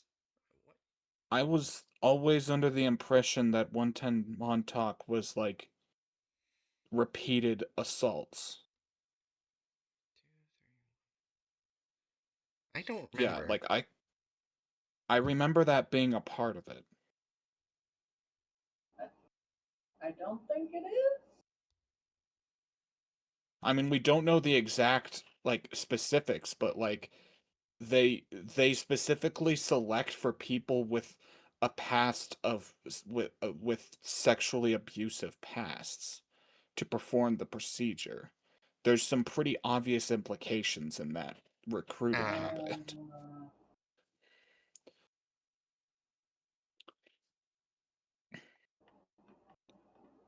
Oh, Aaron, why is it still paused? because I wanted to double check. Apparently, I was just saying that, and yeah, they did choose. Violent criminals are not to be used for this purpose due to the possibility of accidental fatality during the 110 Montauk process. Oh, wasn't? Yeah, but apparently violent people are specifically selected out. Huh. I remember like I distinctly remember there being implications of 110 Montauk, including assault. Alright, hold on. Procedure 110 Montauk is to be carried out at least once every 24 hours by Class D personnel. During Procedure 110 Montauk, at least one security clearance for 231 staff member must monitor the procedure at camera at all times. Although the sound may be turned off for vocalizations of -7, 231-7 become too distressing. Following the procedure, all Class D personnel must return to their holding cells, or explosive collars will be detonated. Data expunge per order of 5 dash redacted on redacted. Information moved to eyes only. Document 231110 Montauk. Access to 231110 Montauk is limited to personnel with circular clearance 4/231. Hold on.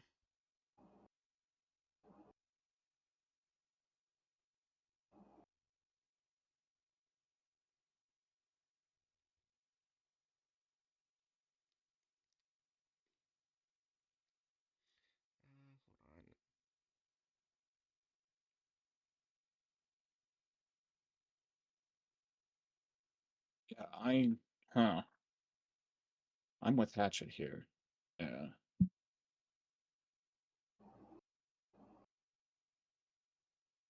I never considered it part of it.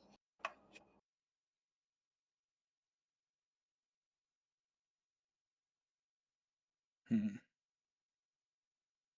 Hold on, I'm still looking.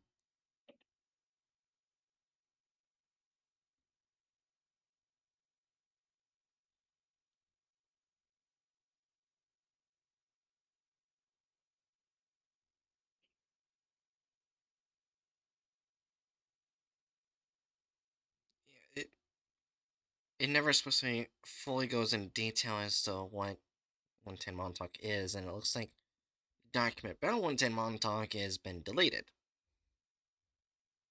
Oh, So,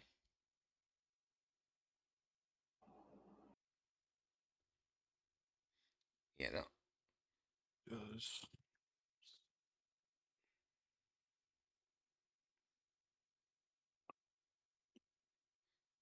All that it does say on here is one final note. The Foundation does many distasteful things in conclusion for our mission, but our mission is important enough that the price is one we must pay.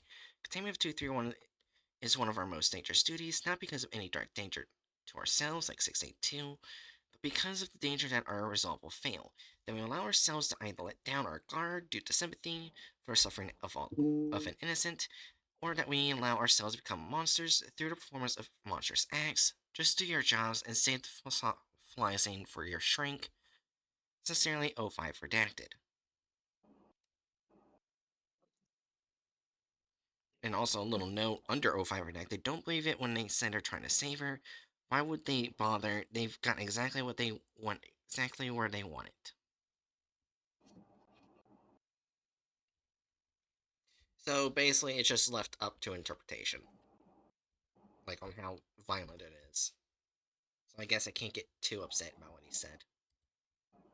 Yeah, maybe it's just me remembering like things that people passed around as like speculation, but like I've always been under the impression that it was at the very least implied to be a essay involved.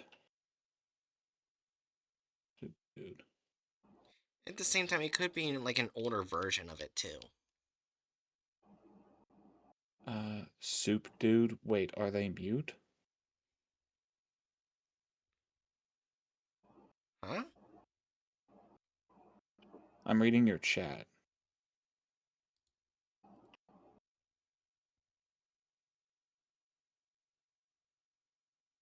I don't think he can hear us. No, they just didn't see you talking, Jerry. That's all. Also, hi, Polka.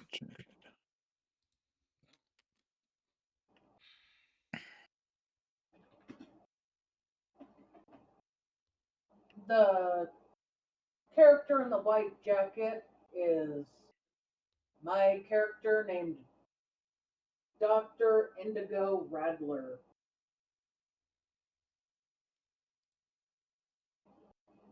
Well, yeah, they were Hmm. questioning if you were muted because they Oh, didn't no. see you talking. I Yeah. am not muted. So yeah. So I guess we can just ignore it because it could be their implication, what they think their 110 Montauk is, or it could just be an older version. It's just now gone. Maybe. Yeah. Anyways, back to this horrible canon. Sexual abuse of her. While the Foundation was conducting their investigation, the first 6 girls died, not wanting to mock the sole survivor any longer, but risking the very fabric of the world. SCP-231-7 was allowed to give birth. Their result? The Tickle Monster. This data is hidden from Wrong. Foundation employees. Most of them That- assume that the seventh bride is still being. That's I. What? What he's going off is based off of a story where 231-7 does give birth to 999, but it was done on accident, if I remember correctly. That means they Yeah, they didn't didn't let. exactly shrug and go, you know what, the world's ending.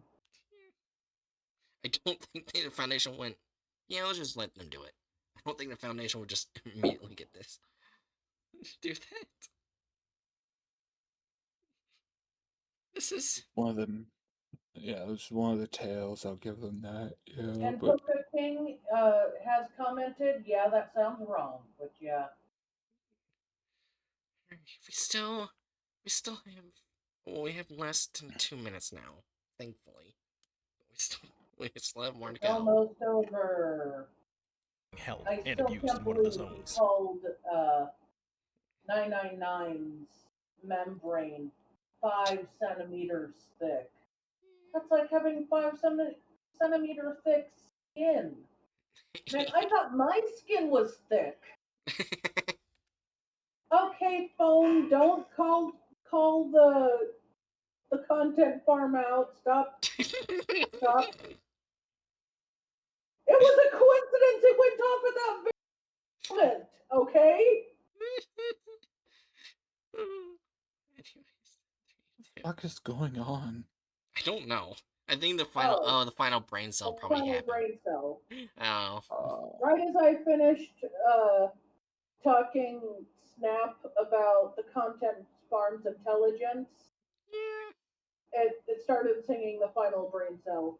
yeah. Nice. Uh, Anyways, 3, 2, 1. Moreover, their fear and disgust at the thought of the Montauk procedure helps to contain the Scarlet King. This is just like the case of SCP-2845. He believes that the wild ceremonies my take away his power, God. but this is, in fact, not the case. The O5 Council has unofficially confirmed that the Tickle Monster is the only effective weapon against the most powerful I evil don't think creatures on there's Earth. any universe where that god is connected to 999 in any way. Yeah. uh, play that back. Right about here. Right. 3, 2, 1. Contain the Scarlet King. This is just like the case of SCP-2845. He believes that the wild ceremonies take away his power, but this is, in fact, not the case.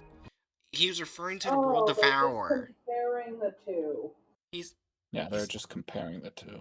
yeah. He's also when he says seal his power. Like they're also kind of referring to the World Devourer, which is confirmed not to be the Scarlet King in multiple universes.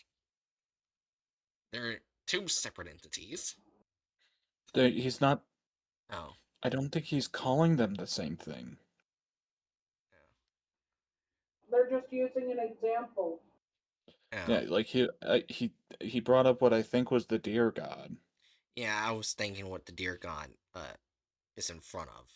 Never mind. Yeah, no, he was uh just comparing them. Gotcha. The O5 Council has unofficially confirmed that the Tickle Monster is the only effective weapon against the most powerful evil creatures on Earth. This What? brings us back to the experiments with the hard-to-destroy reptile, and the classification of SCP-999. It is not, in fact, a safe object, but is classified as Thamiel. In addition, No. No. Also, the Foundation has more powerful weapons than 999. 999 is literally just a lovable child. Yeah. In fact, they don't even let 999 out of the sight. That wouldn't make them an effective weapon at all. New proposal. We strap 999 to an ICBM Oh my god. and launch him at anything that's dangerous. Oh my I will not be taking comments about this idea at this time. god. Anyways, we have 1 minute left. It's believed that SCP-682 is a descendant of the fourth bride, Azeb. What? She had the form of a huge beast, and the Scarlet King put the seal of wrath on her. Azeb's children looked like her, and possessed... Wrong. It is completely unknown what her child is. It's just left to interpretation. Hmm. The only reason they believe that because in the story, that bride gives birth to monsters who can regenerate. Which, yeah, 682 falls under that depiction, but it's not confirmed. God, this hurts. All around me are familiar faces. impenetrable skins. Pretty similar to the hard-to-destroy reptile, right? If this is the case, then SCP-999 does indeed have the strength to counteract its brothers born of the Scarlet King's brides. The Foundation notes that the Tickle monster is still a child at heart. I can believe this, given its behavior and its diet of sweets. But the main thing is that its strength will grow along with it. In the future, the object's ability to suppress malice will indeed be able to disable even the Scarlet King himself. What else can be said? If the most powerful weapon against evil looks like a playful pile of jelly, eating candy and tickling you until you pass out, then not all hope is lost. On this encouraging note, I invite you to share your thoughts about SCP-999 in the comments below. Like this video. I wonder if anyone... It's a son...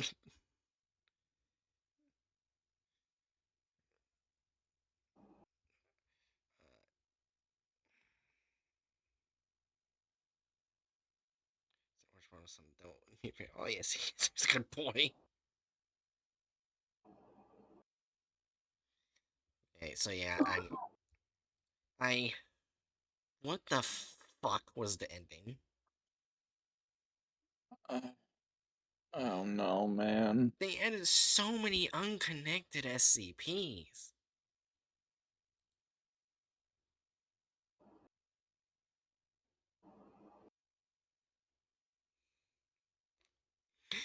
Anyways, removal of character slash license. Should we count because they kept talking about 231 and the Scarlet King a lot, who are SCPs? Should we count like their licenses not being in the video as well, or? Well, those characters weren't even supposed to be in the video. True.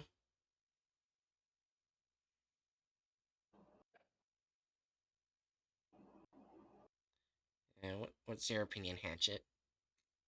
Huh? Uh.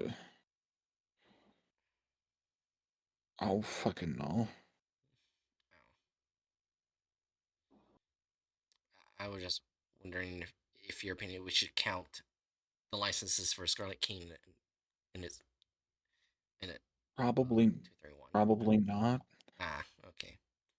Then they did have characters and license, so 0. No. Is this gonna be an last SCP of the night? You sound a bit tired, Hatchet. That's also the first SCP of the night. I'm fine. Oh, okay. Then I guess never mind. Anyways, Ultra Stars added gore or violence. I mean, they did make 682's cell when they met 999 way too bloody than it actually was when they were meeting. Other than that, no. Well, you can't forget the weird amount of nonsense they, Oh, if that true, doesn't at the count. end. Yeah, that I guess too. that's inferred violence rather than actual added violence.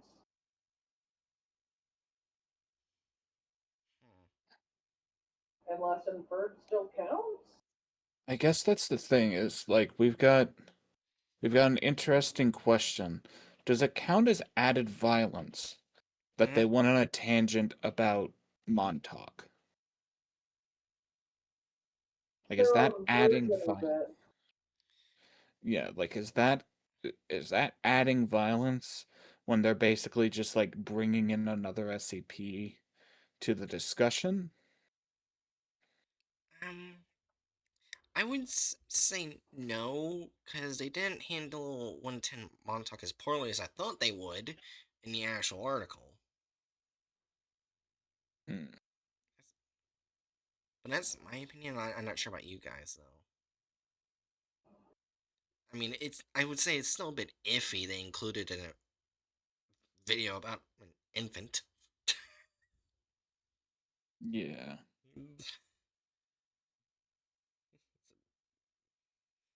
I'm willing to say we give them 1 point of added gore and violence because of the addition of all the extra bits. Hey, you agree, Jerry? Yeah. Right. I wasn't even sure if we should or shouldn't add for added gore violence. Well, I think I know It's the. like, Oh, sorry. oh, you go. I was gonna say I think I know where we're gonna go for the next part.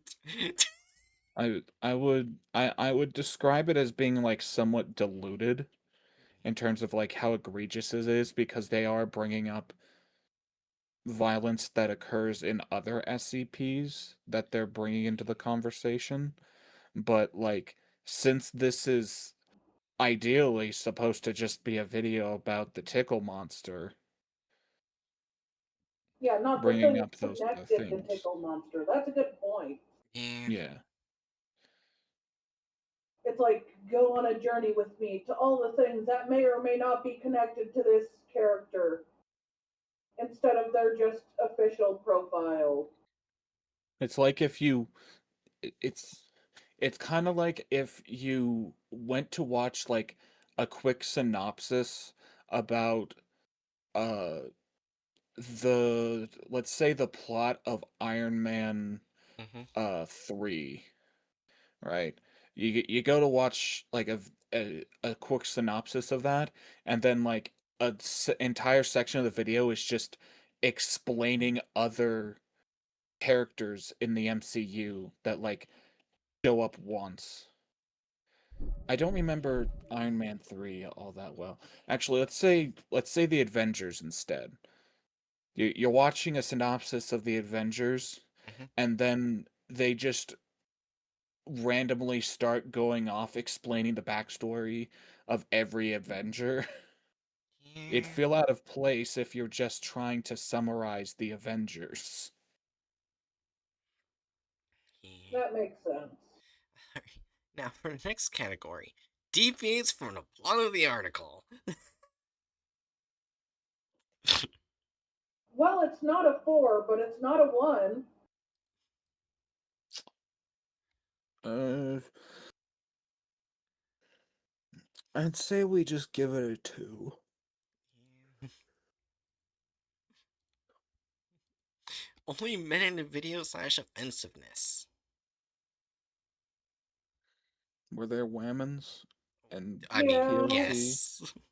Well, before the added stuff, there were, before and the okay, yeah, let's say before the Montauk were there whammons?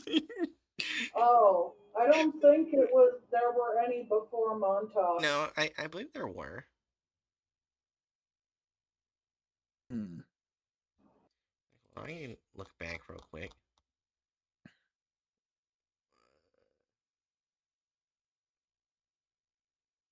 Let's see, that's a dude. That's also a dude.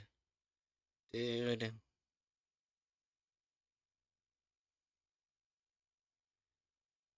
Oh, I guess not.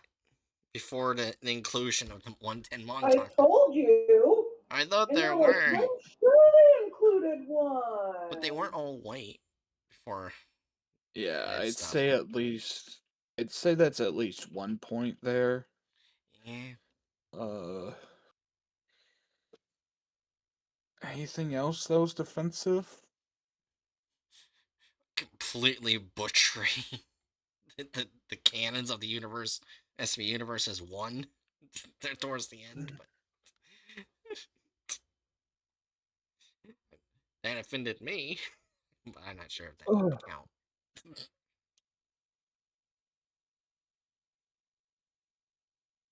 What do you say, Gunder? Do you think it was offensive?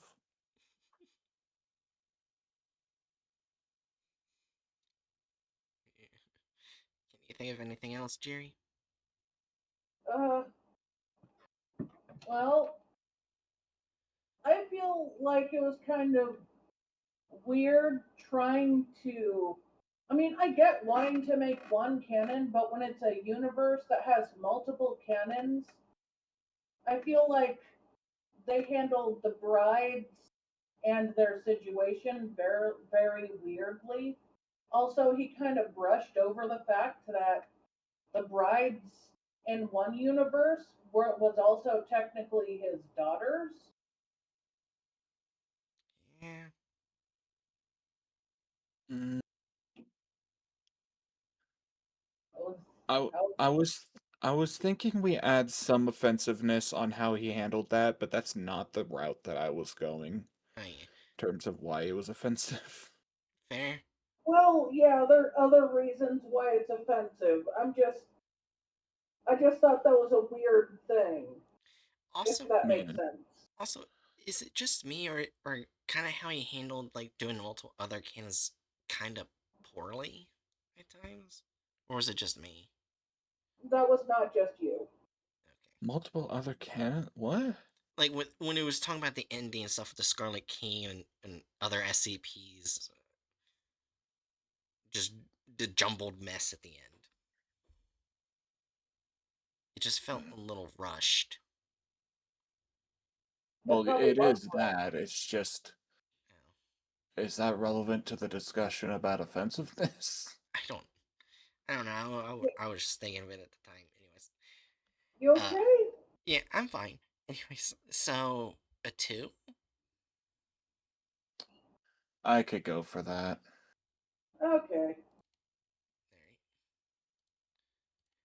It's gonna get. Basically, primarily because of how mishandled it is to just randomly bring up one time my talk. Ugh. I hate One time I'm how talking to this. this got a better score than the previous two. Well, I'm sorry that it did. they had a reasonable thumbnail. They didn't fuck up any licenses, so it tracks. Yeah, but the ending was atrocious. Yeah.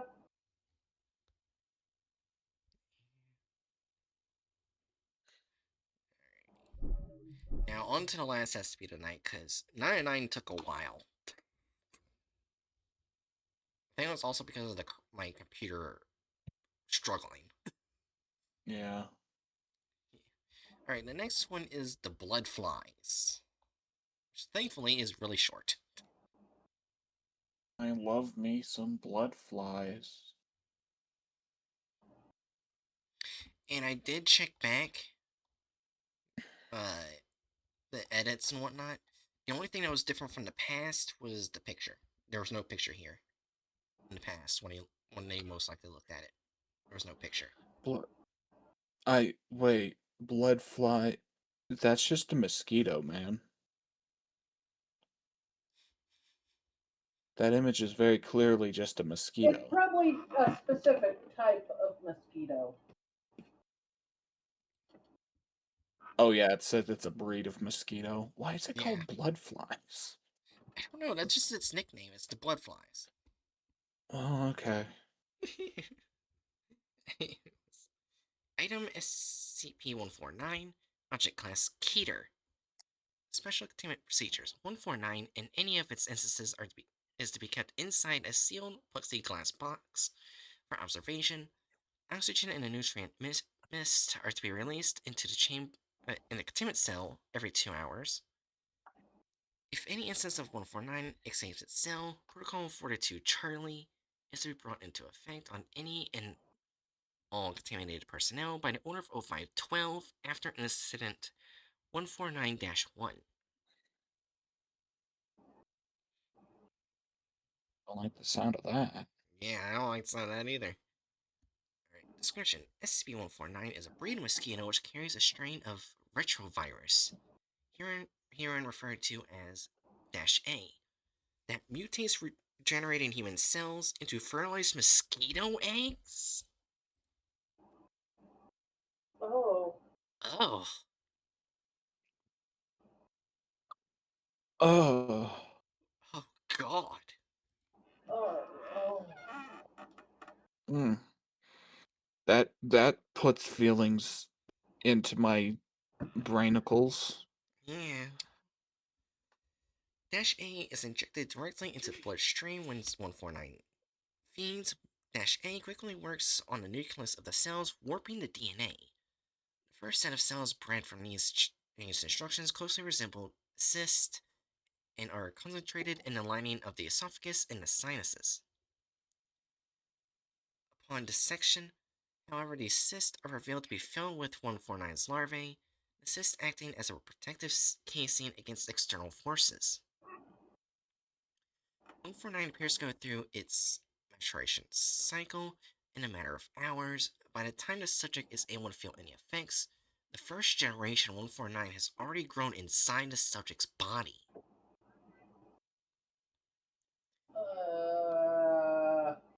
149 primarily archives exodus through the mouth and nostrils, occasionally being diverted through the cephaloid sinuses to escape through the eye sockets. The eye sockets? Oh my god, this is getting worse the more I read. Infection by 149 is fatal, and chance of infection has been estimated to be 50% from one bite. That is very high. This SCP is essentially nightmare fuel. So basically, if one mosquito bites you and you don't get infected, oh, that's fine. The next one will. Jeez. Statistically speaking, yeah. Yeah. I hate this so much. Yeah. Alright, here's the incident. Addendum. Incident 149-1. An incidence of 149 escaped and infected multiple Class D subjects, the majority of whom did not report 149's contact with them. Within 5 hours, 149 had matured in his host and burst out of them, infecting redacted staff. That's a triple digit number. Oh no. It was only thanks to the quick thinking of Dr. Redacted, who sealed sublevels 12 through 15, that the entire site was not infected.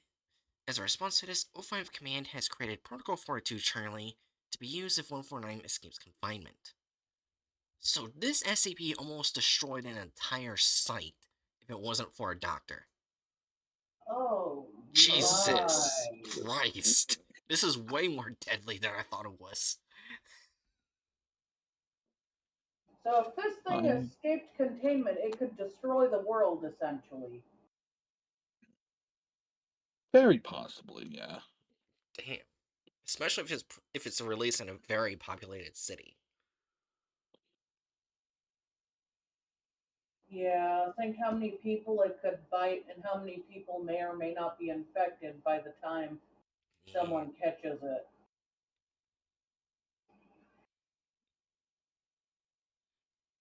Alright. Let's So, see. Huh? so real talk. Mhm. I know we're generally not in line with uh the GOC's Yeah. old-fashioned ideas of just destroy the object. Mhm. This is an exception. I agree. Like, kill This these thing things. Get rid needs of them. death. I agree. It needs to die. This is not the pinata, and where if you destroy it, another one will pop out randomly in the wild. This Fabulous. is a thing that is definitely bad, and you cannot. Yeah, the Founders response to the Uh, GOC. We're not done studying this anomalous properties yet. We don't know everything it's capable of doing. GOC is like, I don't give a fuck. Let me use the flamethrower. for the mosquito, it makes sense.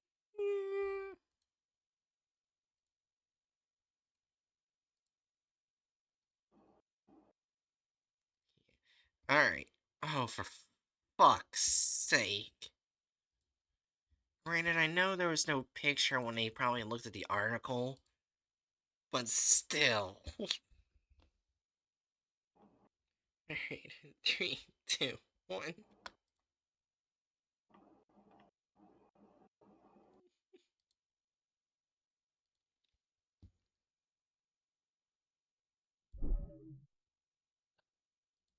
Why is it that big?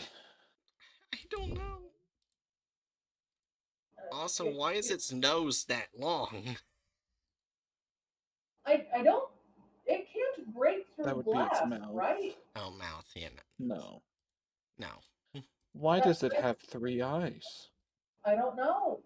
Yeah, Maybe they wanted to make it look especially monstrous and scary, but it just looks like a normal mosquito. yeah. That does not. Oh, wait. Okay, my brain just got flip-flopped. I thought you were saying that this image looks like a normal No, mosquito. I'm saying the SCP is supposed to look like a normal mosquito. Yeah, I was gonna This say. looks like it came out of some sort of infected swamp. Yeah, I was like, if this is a normal mosquito to you, what kind of mosquitoes have you been looking at? No, no. So, forward. Yeah, my biggest question ultimately is why did they have to make this be the first 4? No, it's the Oh second wait, I floor. guess there was. Oh wait, I forgot about the first one. Okay, never mind. Question is resolved. Give it a 4. I'm getting this Yeah, off my screen. my only upset with this is literally the video they did right before this was a 0. Why couldn't they keep up with that? Was it not sensational enough? Obviously not. Yeah. Also, they keep the license correctly, but apparently their description of 149, SCP-149 gets a high score on my creepiness scale because it's ordinary, inconspicuous, and deadly. It looks like it looks like the SP Foundation agents are actively following me too. I'll tell you about all of this in today's video. I do not put, just so everyone knows, he's probably doing something hard, but that doesn't mean you should puff puff pass. It is not the good shit. Do not puff puff pass. His Alright, shit's expired or something. we ready? Oh, I need to Tired put. weed.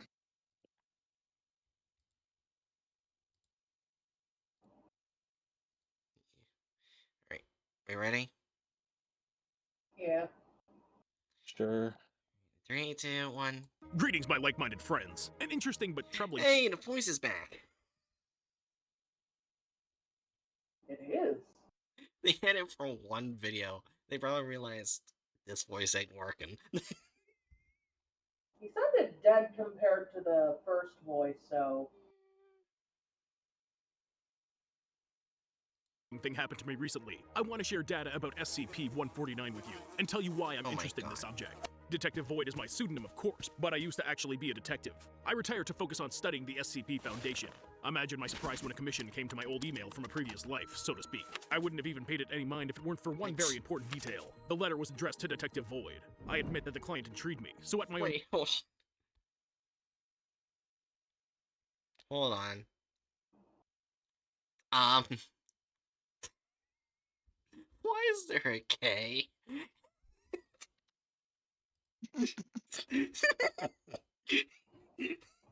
Congratulations, fucker. You misspelled your own name.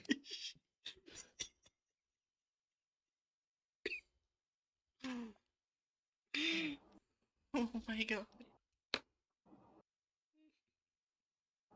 Oh my God. Anyway,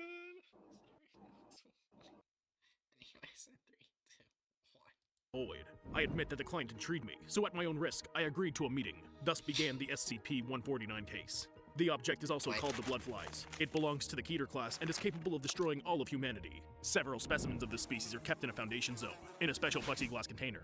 It's completely sealed except for the safe oxygen supply system. Air combined with a mist of nutrients is supplied to the chamber every 2 hours. By all accounts, SCP-149 specimens are common mosquitoes, except they can carry an anomalous strain of retrovirus. The Foundation calls it SCP-149-A. Retroviruses are pathogens that modify the cells of infected living organisms, causing the cells to produce more of their own kind. HIV is the most well-known of these sorts of viruses. Now imagine Why are you bringing HIV in this? Well, I think it's actually reasonable to give a quick definition as to what a retrovirus is. Yeah. I wouldn't count this quite as a retrovirus. That's literally what it's called. Yeah, it literally is called itself retrovirus. Oh, It's a strange Like- retrovirus. Yeah. now I need to look up what a retrovirus is. He just explained it. Yeah, he just explained it. Well, I didn't hear. Okay, I Rather, guess I didn't understand. I'll go back. Here we go. Hold I on. said, or I didn't understand. Oh, Well, okay. you want me to go back or not? I still don't understand after reading the definition. I don't think that'll help. It's a virus that in which the viral cells alter the organism cells so that it starts producing Oh, yeah, cells of then its own it would kind. count as a retrovirus. Yeah. Okay. And- Uh, oh wait, I just realized there's gonna be a whole bunch of theories about this fucking mosquito, aren't there? Of course there will be. Oh my god. 3, 2. maybe there won't be. Maybe it'll be fine. Imagine that it's also a disease caused by an anomalous agent. My client who sent the letter turned out to be a man with obvious signs of insomnia, paranoia, and other mental disorders. He claimed that he was abducted. Yeah, okay, yeah, that's yeah, thanks. Thanks for adding that in, my guy. Okay. Ableism. That's a first for this content farm. Yay, it took like 4 episodes for him to get to ableism. Aaron was being sarcastic. He's been ableist before. Oh no. I did not remember. I probably blocked that out. Please don't remind me which one it is. I want to keep blocking out the last instant. Let me block it out. Fair enough. Oh, yeah. 3, 2, 1. By a secret organization for strange experiments, and that his memory was wiped afterwards. Among other things, he recalled the horrors in his dreams of the killer mosquitoes that had infested the entire planet. He wanted me to find evidence for this abduction theory of his. So why exactly did I take it upon myself to investigate this case? First, in addition to paranoia. Okay. The one thing that confuses me, he said his memories were wiped. About, by, but he recalls a secret organization. How? Basically, he's saying my memories were wiped, but they weren't really wiped. But they were wiped. You can't have both in one person.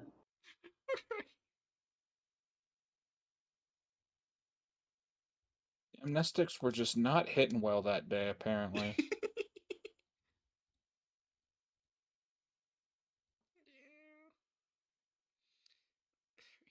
3, 2, 1. The man had some interesting materials. He brought me a flash drive with secret data from the Foundation. Do you remember what a flash drive is? Second, he was definitely a I'm gonna fucking kill this guy. Hey, fellow kids, do you even know what a flash drive is? No shit. Flash drives, yeah, real old technology, like a fucking flash drive. Ugh. Are you fucking kidding me, man? I don't think flash drives are that old yet. I mean, they're old, but people still use them. People very much still use them. They are still very much within the common. So yeah, it common is things. old, but it is not like outdated old. It's just Yeah, old as in they've been not around for a new. while. I'm not sure how to. Yeah, it's been around for a while. That was a good way to say it. Thank you. Also with flash drives, I remember all throughout middle school and high school, I was required to buy a new one for each year. I And had college, to too. buy I hard see. disks anytime I had to do schoolwork on a computer. Yeah. I am definitely older than both of you. Yep. Anyways. 3, 2, 1. Punch him in the balls. Foundation employee, or still is one. I'm a pretty good conspiracy theorist, but this guy found me somehow. After he showed up, the most logical thing to do would have been to lay low, but that's not my style. And third, he was interested in an SCP object that I didn't know anything about at the time. Among his data were mostly technical papers about containment areas and other uninformative stuff. There was so much information that I almost gave up digging through it all, until I accidentally found the personal diaries of Foundation employees and some test reports. Among other things, there turned out to be information concerning SCP-149. These were the exact killer mosquitoes that my clients had been talking about. The retrovirus named SCP-149-A is found in the saliva of mosquitoes. There's a 50% chance of contracting when bitten. If the pathogen enters the bloodstream, it infects the human cells responsible for regeneration. Through a number of mechanisms, both chemical and anomalous, the virus acts on the cell's nucleus, altering the DNA. Just a few hours after infection, growths similar to cysts appear on the outer walls of the esophagus, as well as inside the sinuses. SCP-149 larvae develop inside them. By the time the body's immune processes begin, the first brood of mosquitoes has had enough time to fully develop. They exit the body through natural openings, like the nostrils and mouth, and sometimes even use the sphenoid sinuses to fly out through the eyes. There's no way to stop an SCP-149-A infection. A fatal outcome always awaits the infected person. In the Foundation's database, I found data on an incident known as 149-1. At the time, the mosquitoes breached containment and infected several D-Class employees at once with the retrovirus. Most of them weren't isolated at the time, and 5 hours later, a swarm of SCP-149 specimens flew out of the victims. The subsequent infestations were so numerous that one of the Foundation's doctors was forced to seal part of the zone off hermetically. All those infected with SCP-149 remained on sublevels 12 to 15. It was impossible to evacuate healthy employees. Such harsh measures helped to avoid contamination of the entire area, and probably an XK class scenario too. This classification refers to the complete or partial extinction of humanity due to a Keter object. Incident 149-1 led to the development of Protocol 42 Charlie. It was personally approved by Member 12 of the O5 Council. The protocol must be initiated every time someone's infected with SCP-149. I didn't manage to get my hands on the documents regarding 42 Charlie, but I presume that this action plan makes the Ethics Committee want to tear their hair out. After studying SCP-149, I started to wonder who my client was. He claimed that experiments were conducted on him, which, in the Foundation, only happens with D-Class employees. The man couldn't be one of them, because D-Class are recruited from prisoners, and they're not exactly released into the wilds, so to speak. Wrong, but also not wrong.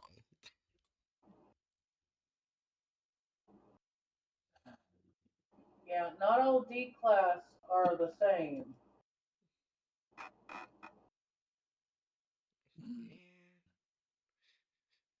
Also, he pretty much went through the entire article right now, and we're halfway through the video.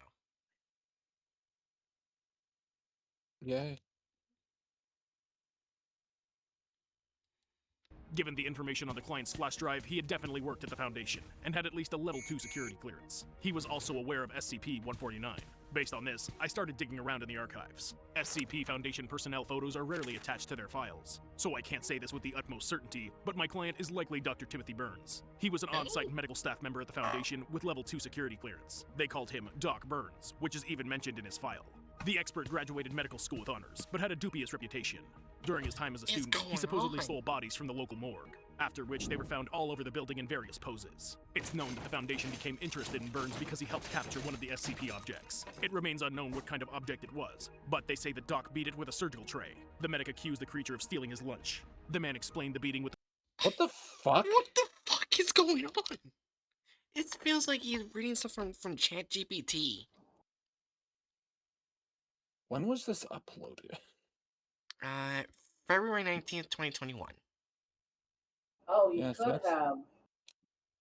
No, isn't that before like ChatGPT became more widespread? Let me look up when ChatGPT became public.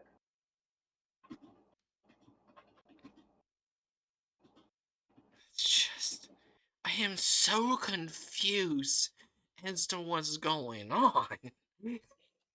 He just started adding a whole bunch of random nonsense that has nothing to do with the SCP. Right. Okay, it was released as free to use on November of 2022. Okay, So so you were right, it was not available yet. so that means they wrote this, but it feels like ChatGPT. I'm going to pee, I'll be right back. Okay, I guess intermission then.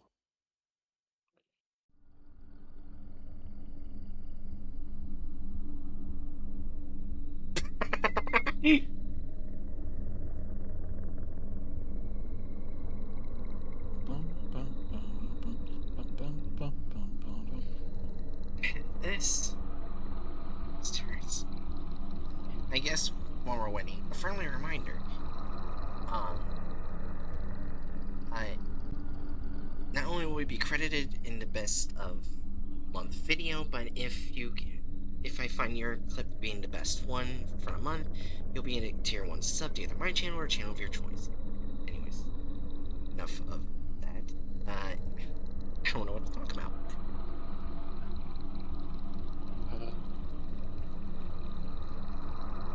I'm playing Plate Up. I'm serving stir fry to weird gumbo beings. Jesus! I am petting a cat. Life is good, except for when it's not. It's never going wrong when looking at content farms. Oh yeah! I'll tell. Pet that cat. I'm not sure if Joe would be able to hear me from here, but basically, I found out. You remember how there was this one SCP that's also a game on the SCP Wiki? Yeah.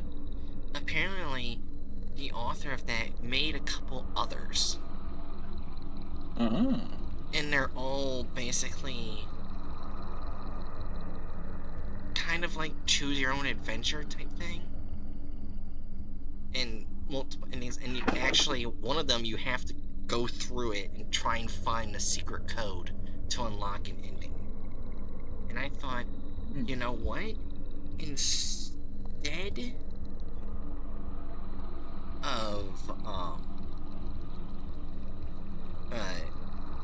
the tier listing thing, I thought it would kind of be fun if we did that after we finished Detective Void.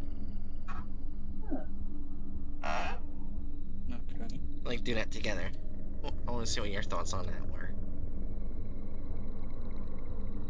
My thoughts are, I don't fucking know. I am also neutral on that opinion. Yeah. I mean, on that. Yeah. Anyways, 3, 2, 1.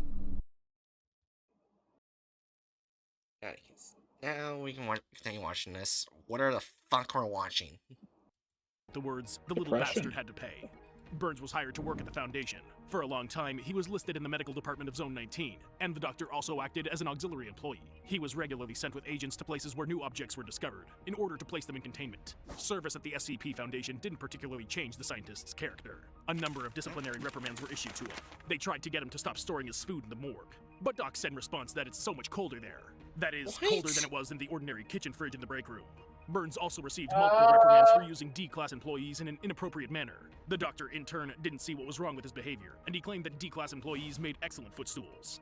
Doc is known to have been involved in the initial maintenance of SCP objects numbered 221, 783, and 1450. He worked with SCP... I just...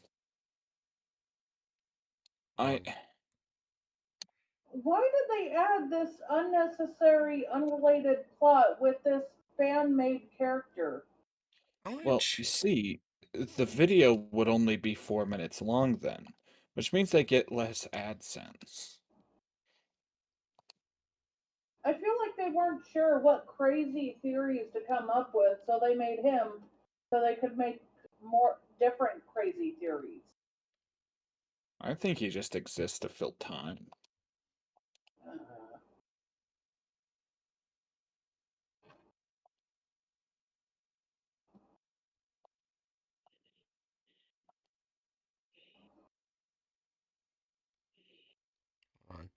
I'm trying to see if this character actually fucking exists. I've already checked 2 of them so far. No.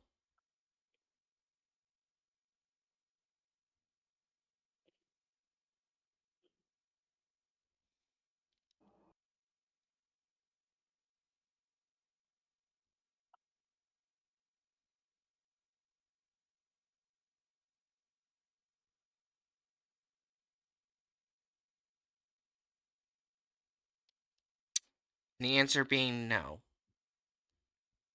Big shock.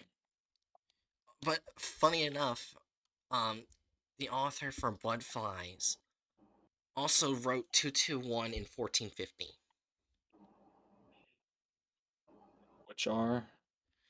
Oh shoot. 221 is the golden tweezers, which basically, if you put them on, um, We and not couldn't put them hear on. you on the golden tweezers. No. Basically, 221. Basically, if you pick it up, you'll be forced to start tearing parts of your body off until you start using your own hands. Oh. Yeah. Oh. So what I'm hearing is that this author specializes in body horror. Fun. And a quick description of 1450. 1450 is a colony of insects of unknown order, family, genus, or species. 1450 comprises of a head, possessing antennae, compound eyes, and a series of serrated mandibles, a thorax with legs matched with the mesopro, and with a thorax and abdomen of a set of hermaphroditic genitalia, and chromatic fork plating attached to the thorax.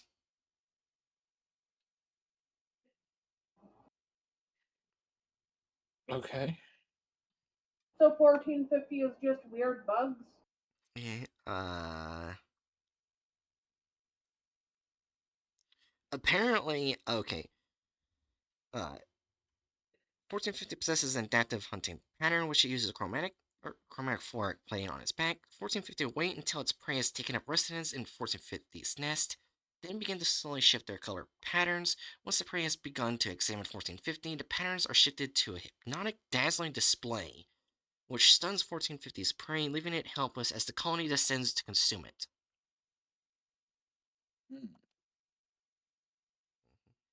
They're very good at teamwork. And yes, they attack humans. Well, no shit. Yeah, they're basically powerful bugs. Any bug would attack something that they know they can win against. So yeah, Hatchet, you're very much correct. This author specializes in body horror.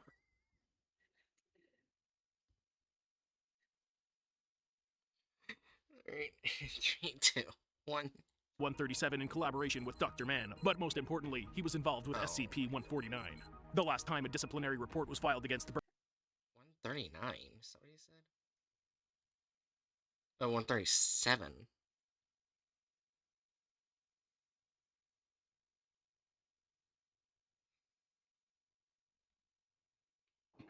The real toy.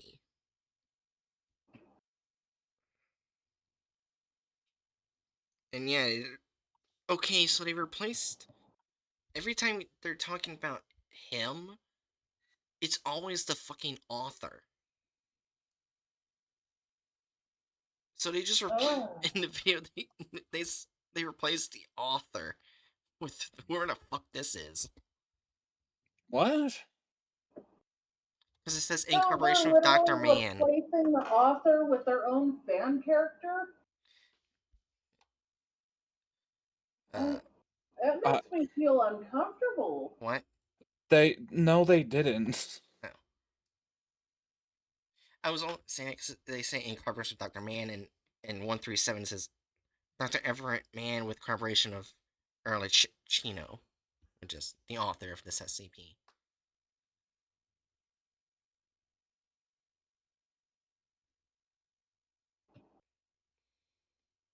How did you... I don't know. Describe that again. I was saying it because in the video he says that this character was with in collaboration with Dr. Mann when with 137, and in the article it says that it's Dr. Everett Mann in cooperation with Early Chino, which is author of 149. Okay. As in in that article, like it's saying in collaboration with, Well, in the or as in the licensing, credits. yeah.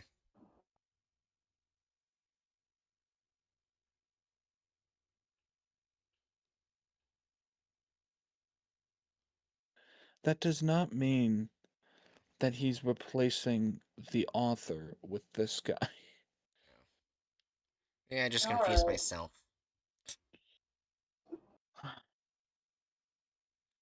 So basically, he's just going around looking at this author's works. Also, 783 is the Crooked Man. I see. Wait, so are you saying that all of these works that are put up here on the screen are from the same author or from someone Yeah, in the else? description, Arlecchino. 70, Arlecchino did all of these yeah, SCPs that are on screen. yep. However, 783 and 137 had help from other authors. Hmm. Then actually, yeah, I think they are. Then yeah, I think they might actually be placing this character in the place of the author, It was a which good thing that is I went to check. Also, technically, that's Dr. Man would be Everett Man, Yeah. not just Man. Oh yeah, because Everett Man is his last name, not just Man. Yeah. So yeah, this is real iffy right here. Mm. I don't know how I feel about that. We'll continue in 3, 2, 1. The last time a disciplinary report was filed against Burns, he had come to work under the influence of an unknown substance. It was assumed to be alcohol or some other natural compound, but the scientist's words suggested that he could have used narcotic substances. The scientist started to get rowdy, Oh, wow. and he got very upset when he could only name 46 digits of the number pi. They tried to send the doctor home, but he smeared his face with chocolate cake and shouted, with obscenities, that he was Rick James. For those who don't know, he's a famous Black American singer and songwriter. The musician had gotten carried away with drugs and died in 2004. The official punishment for Burns' escapade was his demotion, but I wouldn't be surprised if they just treated the scientist with amnesty. I'm not sure how I feel about this. I do not like that. I do not So- like that. they added a character, decided to make it as if this character is the author, and then proceeded to have this character drunkenly engage in blackface. So let's just go ahead and click racism.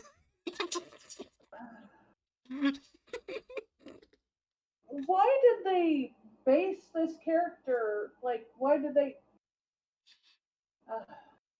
I never in my life expected an article about fucking mosquitoes that have a content form somehow make it ableistic and racist. Also, when talking about Rick James, why did they use a picture of him when he was young instead of his old age before he died? He wasn't a young man anymore. I don't know. Well, I mean, it's pretty common for people to do that. Fair enough. I thought the last video was gonna be the worst one with how it was dealing with the Scarlet King and all that shit.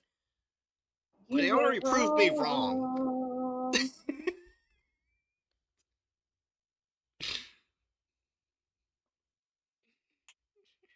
Three, two, one. Sticks and turned him loose in the world. About 10 years have gone by since the drafting of this protocol. With that much time having passed, intrusive memories of his work could have emerged. He most likely witnessed Incident 149-1. The scientist understood that a breach of the bloodfly's containment could lead to a global-scale contagion, and now this memory is coming back to him in his nightmares. Object SCP-149 itself is not really all that fantastic. I don't know, Similar man. reproduction mechanisms are found in several known species of parasites. They use their hosts' bodies for nutrition and reproduction. For example, there are ticks, or trombiculidae, who go through 4 stages of development from egg to adult. And by the way, they look bloody too. These critters even infect toads, turtles, quails, and of course people. The eggs hatch into larvae that feed on the cells of their prey. Once on the skin, they release a digestive enzyme that Are we dissolves the talking cells about into a nutritious ticks? soup. The parasite crawls under the skin, eats it, and lives under it, causing severe itching, swelling, redness, and rashes. The I difference of think the they're reproduction of talking ticks about and that of an SCP that's a tick. No, they're not. They're just making like comparisons to like uh actual parasites that do something vaguely similar. Well, yeah, but ticks don't burrow under the skin unless it's a deer tick. Most ticks burrow under the skin. to some Well, degree. dog And ticks cannot burrow under the skin, I think. I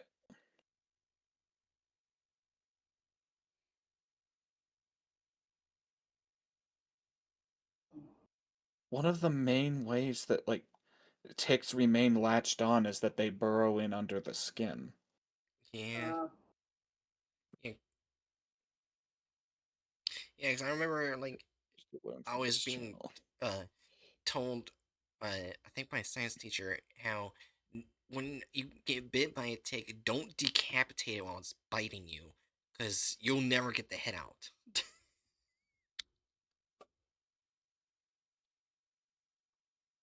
Yeah, dude, ticks burrow into the skin.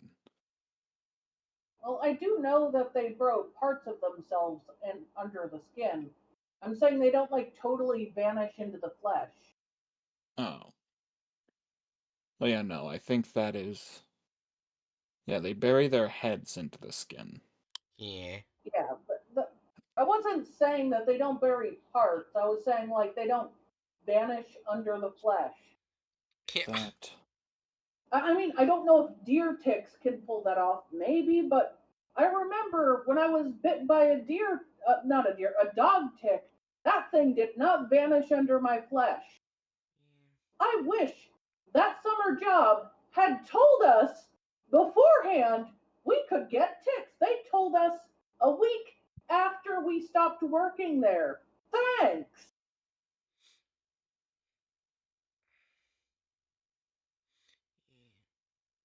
Oh,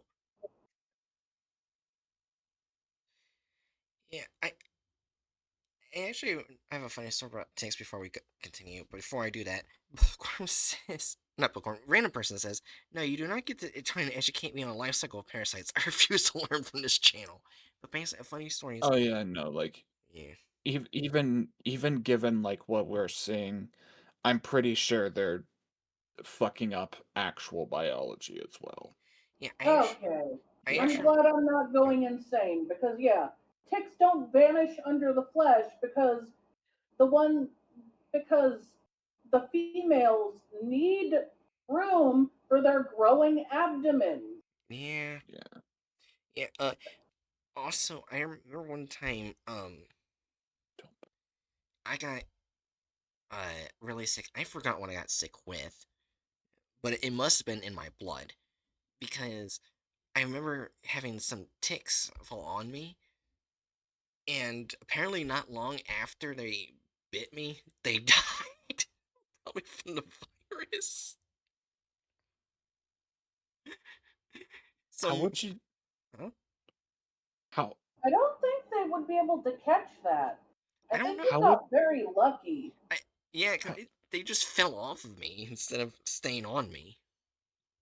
they don't that's They what they just, do. well, well, when Aaron, they I'm were going on to the, tell you this as oh, gently as possible. Ticks try to hold on to people, but that doesn't mean they're sticky like glue. well, the They fell off. reason why I said they died is because they weren't moving when they fell. They were just still. Things that fall from high places tend to be stunned. You got lucky. Ticks fall off when they fall when full, yeah. Like what you're describing is just the ticks Oh, doing what they do. oh, so I just got really lucky. No, you didn't get lucky. Oh. How what do you They said ticks fall off when full. That means they ate on you and they ate off of you and then they fell off because they were full.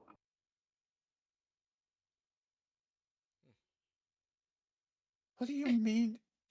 What is your reasoning to say that you're lucky? It's what is. Because Oh, sorry.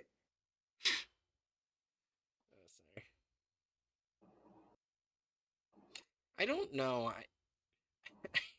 How long were they on you? Not long, I think. You think? Yeah, I think they That fell is off. a very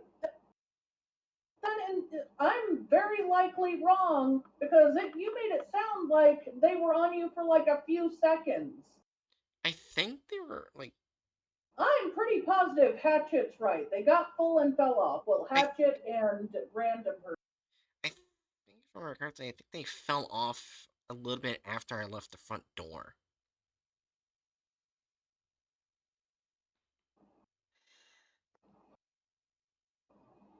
Wait, That's what?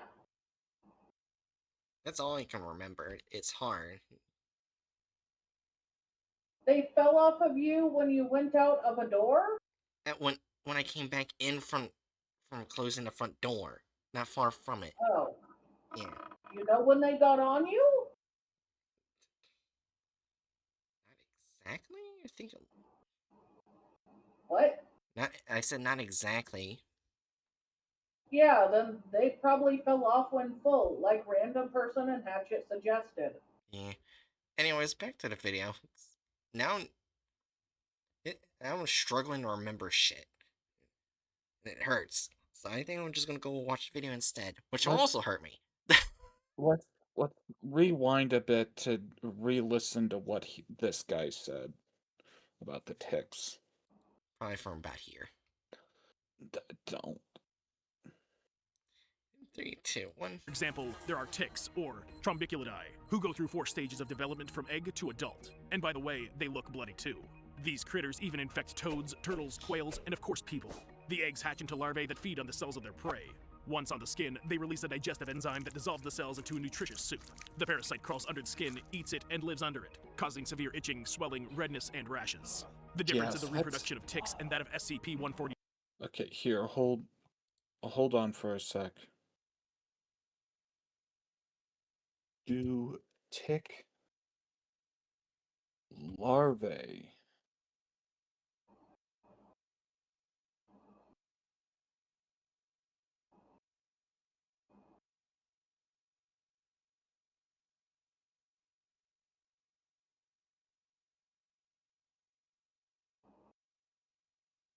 You know what type of wasp does this? Oh yeah, a parasitic Yeah, wasp. Yeah.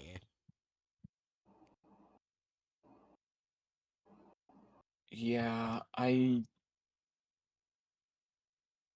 think they're just pulling this out their ass. Yeah.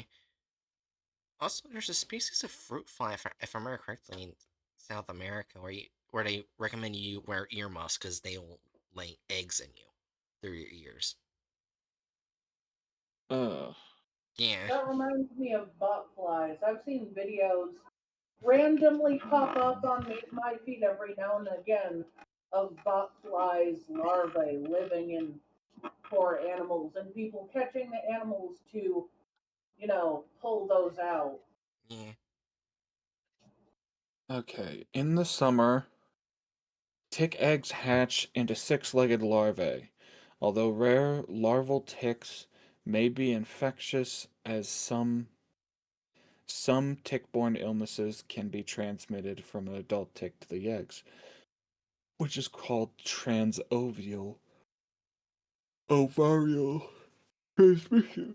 However, ticks mainly become infectious once they absorb a pathogen from one of their hosts.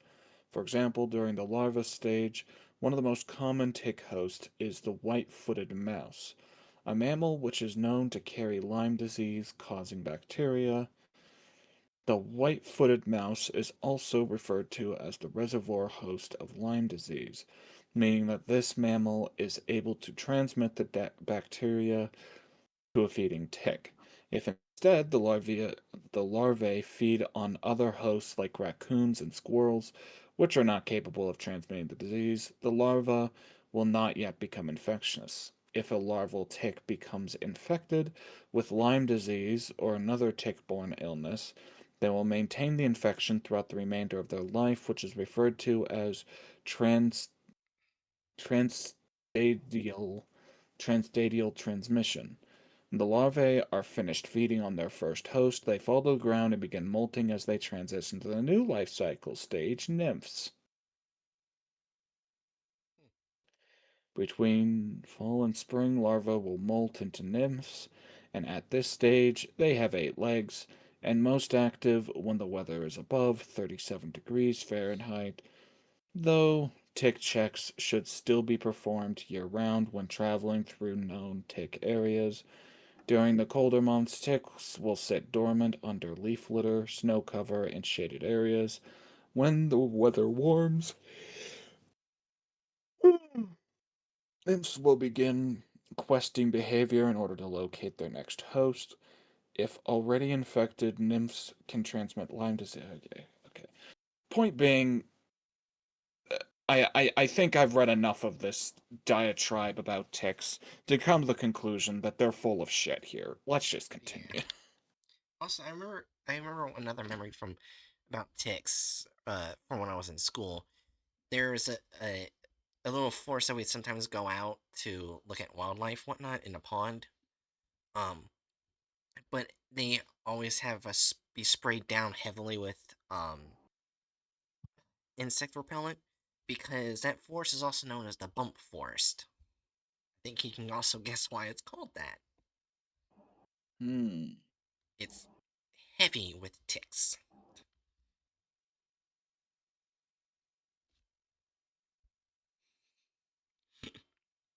So yeah. Anyways, in 3, 2, 1. 39 is that upon having eaten enough to transform into an adult, the Trombiculidae larvae falls to the ground. There, it turns into a pupa, from which an adult tick appears subsequently. One peculiarity Do of they just have SCP-149 that is that tick larvae like phase through the flesh and fall down? Yes. Okay. 3, 2, 1. mosquitoes don't bring their eggs directly into the host's blood, but a virus instead. It's quite possible that the blood flies were created by humans during experiments with anomalous subjects. Why? The object could have been developed as a way to destroy humanity. Mosquitoes remain the cause for the largest numbers of death, as they carry a multitude of I mean, difficult to treat true, diseases. but no. As for my client, the man was probably a Foundation employee and was treated with amnestics after his dismissal. But this doesn't explain how he found me. I've long suspected that I'm closely being surveilled by Foundation agents. They may have well used their former employee to lure me out. But that still leaves the question, why didn't the operations take any action when I met with my client? In any case, an ordinary person couldn't get the data that Doc brought me on the flash drive, and no civilian would be able to figure out my email address, that's for sure. I'll have to think about this later, but for now, let's get back to SCP-149. This object seems ordinary, but to me, it's pretty creepy. The blood flies are small and quite terrestrial, but they will easily kill you. But before that happens, their victim will become an incubator for an entire army of new SCPs. On a scale of 1 to 10, how would you rate SCP-149's creepiness?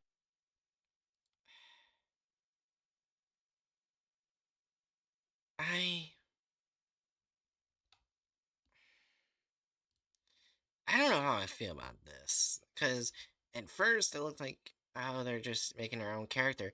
Then it's revealed, oh, they're talking about the author, which just makes it worse. Well, I did suggest from the beginning, I was pretty sure they were replacing the author with their own fan character. Yeah, so, anyways, removable character / license. I Fallout Murder Hobo Strat was a bad idea. Well, sucks to suck. yeah, Get better at murder hoboing. yeah. Anyways, I guess 0 because they didn't remove anything. I mean, kept the license. Yeah.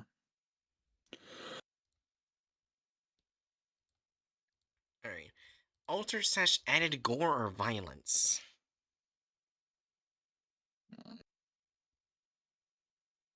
I still feel kind of winded by their OC that Yeah. No, we'll get to that. Yeah. Anyways, I'm saying I'm just having a hard time like registering other things because my brain is stuck on Yeah. that. yeah, that's fair. Added gore and violence. Uh, inaccurate depictions of other parasites, Yeah. and those are kind of violence adjacent and gore adjacent. hmm I don't know, I guess give it a 1.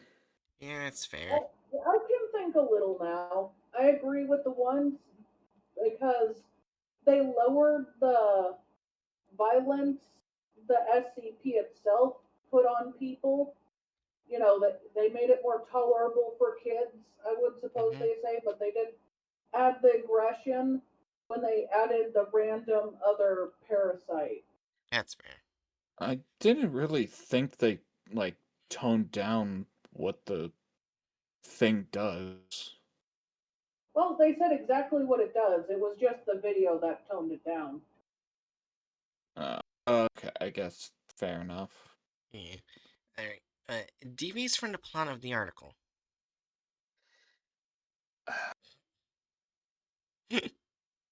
If we continue with previous precedent, I think it'd be a 2. Yeah. If we do what I want to do, it's a 3.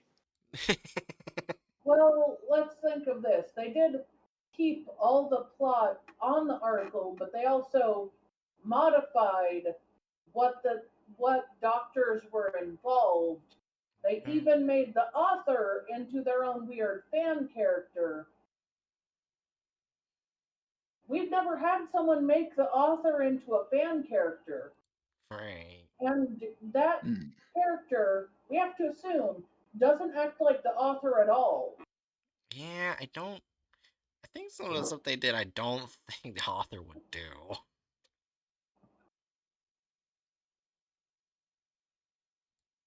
Anyway, so, Is he coming through the mic? who? Festus is not coming through the mic? No. Damn, he was just standing there yelling at me. Oh my god. He might come through eventually. Give him time. No, he's done yelling. He's just staring at me now. Yeah, so are we doing 2 or 3? Give pets. I...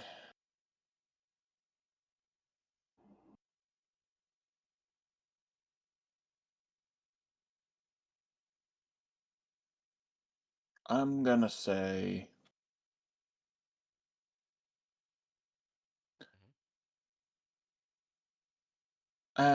yeah. I'll say do a 3. 3? You agree? You agree, Jerry? Yeah. Alright. Only minute video / offensiveness.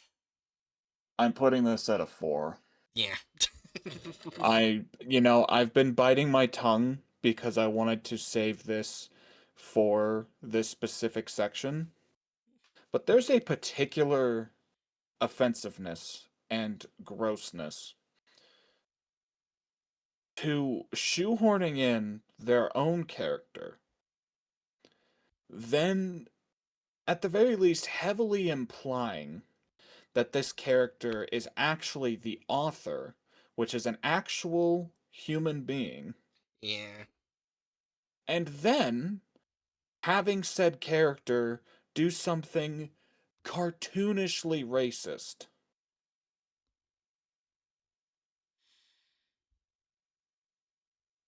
Fuck this guy. Also, Yeah.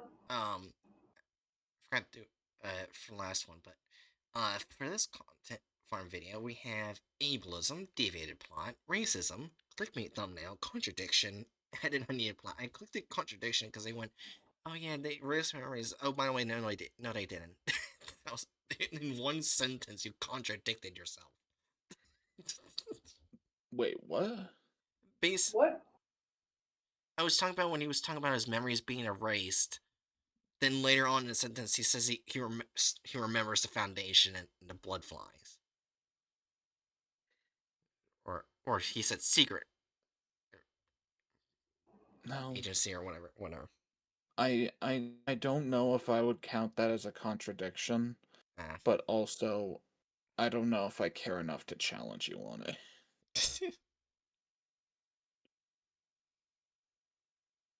What do you think, Jerry? I don't care enough to contradict you. Nice. Anyways, that's the last one of tonight, right? I mean, if Yeah. you want it to be. We could do a third. We can do a third? Okay, then give me a moment. I gotta go. Permission.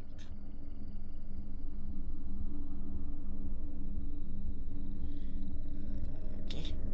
I didn't think we would have time for a third. And here we are. I mean, what time do you have to be off? I don't have to. Oh. I have to stay up tonight. Back when I first started. Pause. Fuck off, you Black. normal. Jamaican Joe's Junkyard Jubilee?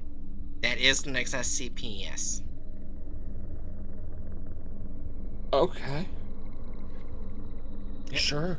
Jamaican Joe's Junkyard Jubilee. And, the only difference between this and the previous one is he does have it in the description, if I remember correctly. Yeah, back then, this Wilt was unknown author deleted. So I'm guessing Wilt made a new account or something else. But yeah. So that's when we look at his video and it says user deleted. They back then they were deleted. Mm. Yeah. So anyways. SCP-100, Object Class Euclid. Special Containment Procedures. SCP-100 is to have 6 guards patrolling the interior of the perimeter's fencing and 2 guards dedicated to the monitoring of the interior and exterior of both warehouses and residential building, with rotations to occur every 3 hours. Any unauthorized personnel found within SCP-100 are to be detained for questioning prior to amnestic administration and release. 3 guards are to remain within the storefront of SCP-100, with rotations to occur every 8 hours. The storefront entrance is to remain locked at all times, with keys provided to necessary personnel. Private property and no trespassing signs are to be posted on the front of the storefront to deter any drivers from stopping at SCP-100. Any constructs 100-1 crates are to be removed from 100 and melted down into slag, with the exception of -2-A and -2-B. Should -1 become uncooperative, -2-A and -2-B may be removed from 100 until the time that -1 becomes cooperative again. The largest of the 2 warehouses within 100 have been converted into a basic research facility. All objects created by -1, excluding -2-A and -2-B, may be used for research purposes. Testing on -1 itself may only be conducted within written permission from an acting head researcher. Alright then. Alright. SCP-100 is an abandoned scrapyard 80 kilometers from redacted South Carolina, known as Jamaican Joe's Junkyard Jubilee.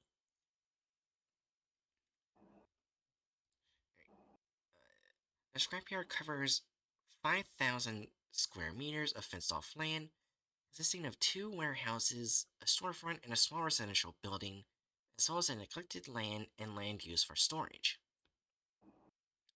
SCP-100 holds roughly 1,500 vehicles, both pressed and unpressed, as well as roughly 1,400 kilograms of separated scrap, estimated to be worth $5,000, or 3,870 euro.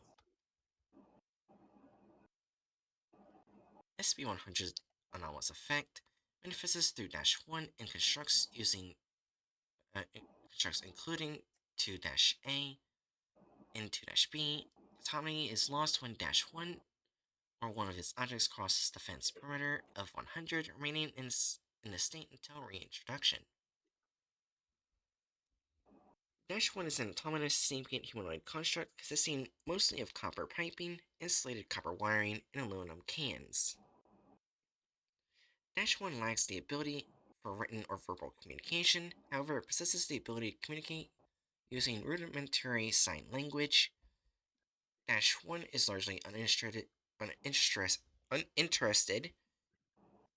in conversation outside of scales, and information gathered from it has been limited. Huh? Oh, Sales.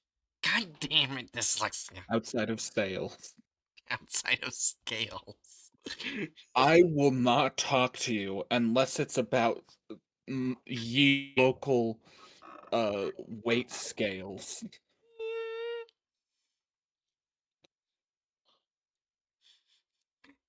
Do Dash. not talk to me or my son ever again unless it's about Technically, if it's our concerning weight. sales, it could still be about sales, just how they used to weigh things in the old times and how they Yeah, the purchased old it. Like, scale. is this really the amount of gold or copper you say it is?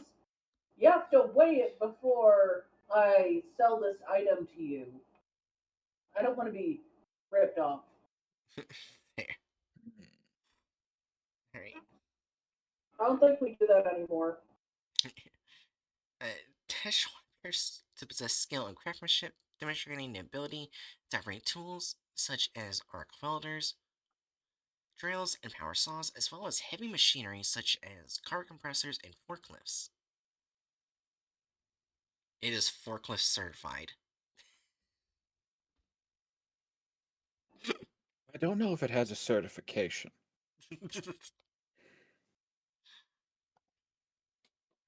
Dash 1 possesses the ability to create autonomous constructs similar to itself, using material available within 100.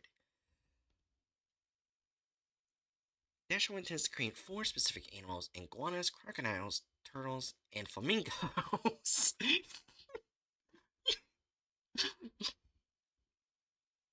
Wincet flamingos. However, Dash 1 has been known to craft other species such as domestic pets.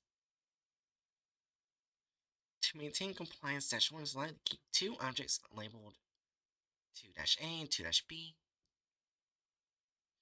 2-A and 2-B are constructs superficially resembling insects, soon to be created by 100, as they have occupied 100 since the initial discovery of 100.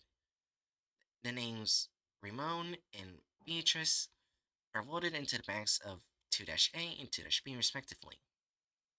They appear to operate as both companions as well as guards for 100. As they patrol the perimeter of 100 except during intervals of interaction with Dash 1. Dash 1 appears to follow a ritualistic schedule, repeating the same actions daily. From 800 to 1500, Dash 1 enters a storefront of 100, seeing itself behind a counter and attempting to bargain with any humans within the storefront. Occasionally, Dash 1 will return to the yard prematurely for reasons unknown. From 1500 to 1600, Dash 1 interacts with 2-A and 2-B, communicating using vague hand and arm gestures. Interaction tends to consist of grooming, repair, and activities resembling fetch and hide and seek. From 1600 to 2000, Dash 1 performs various tasks, including taking stock of material within 100, cleaning and maintaining tools and heavy machinery, and cleaning interiors and exteriors of buildings present within 100.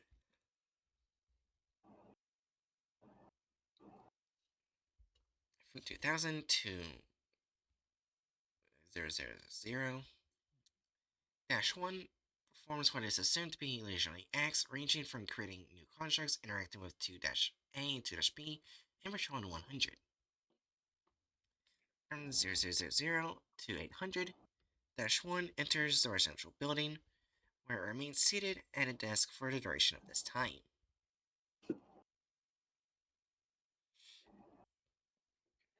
In the event that a human enters the storefront from 100 during the interval of time Dash 1 is seated behind the counter, Dash 1 will attempt to bargain with them using a variety of gestures to convey meaning. Most attempts by Dash 1 are to sell scrap figures of its own creation or repair services.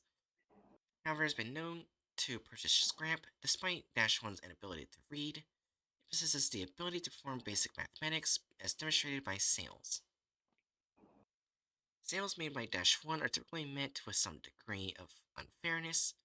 Dash 1 has been known to intentionally use faulty scales and contaminate scrap piles with cheaper metals, and has demonstrated knowledge of the area of effect within 100, as Dash 1 has sold contracts repeatedly despite the loss of autonomy when exiting 100.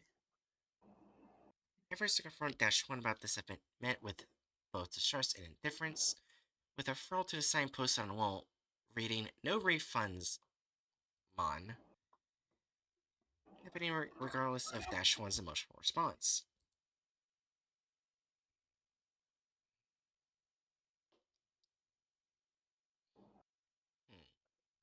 Okay, now I don't know whether or not to. I'm not sure if this is the American way we do the calendars or other way.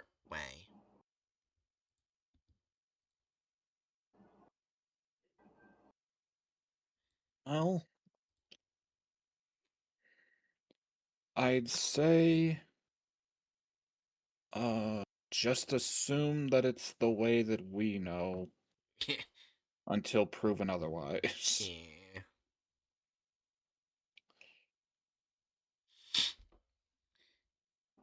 100 was discovered on November 9th, 1976, following reports of strange machines operating from within a scrapyard. These rumors were discredited as urban legends, and a Foundation agent was sent to 100 to act as landowner until containment was performed under the guise of property sale. A wooden privacy fence was built along the former perimeter of 100. One-way windows were installed in the storefront, and a highway now running through the nearby town of Redacted redirects the majority of civilian traffic.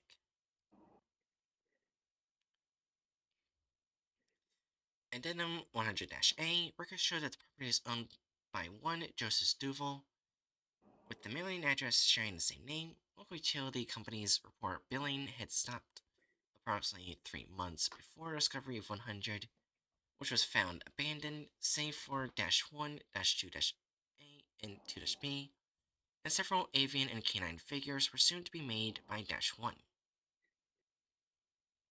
Initial sweep of the buildings revealed the residential building to be mostly bare, with the only sign of former occupants being a note found taped to the door of the storefront.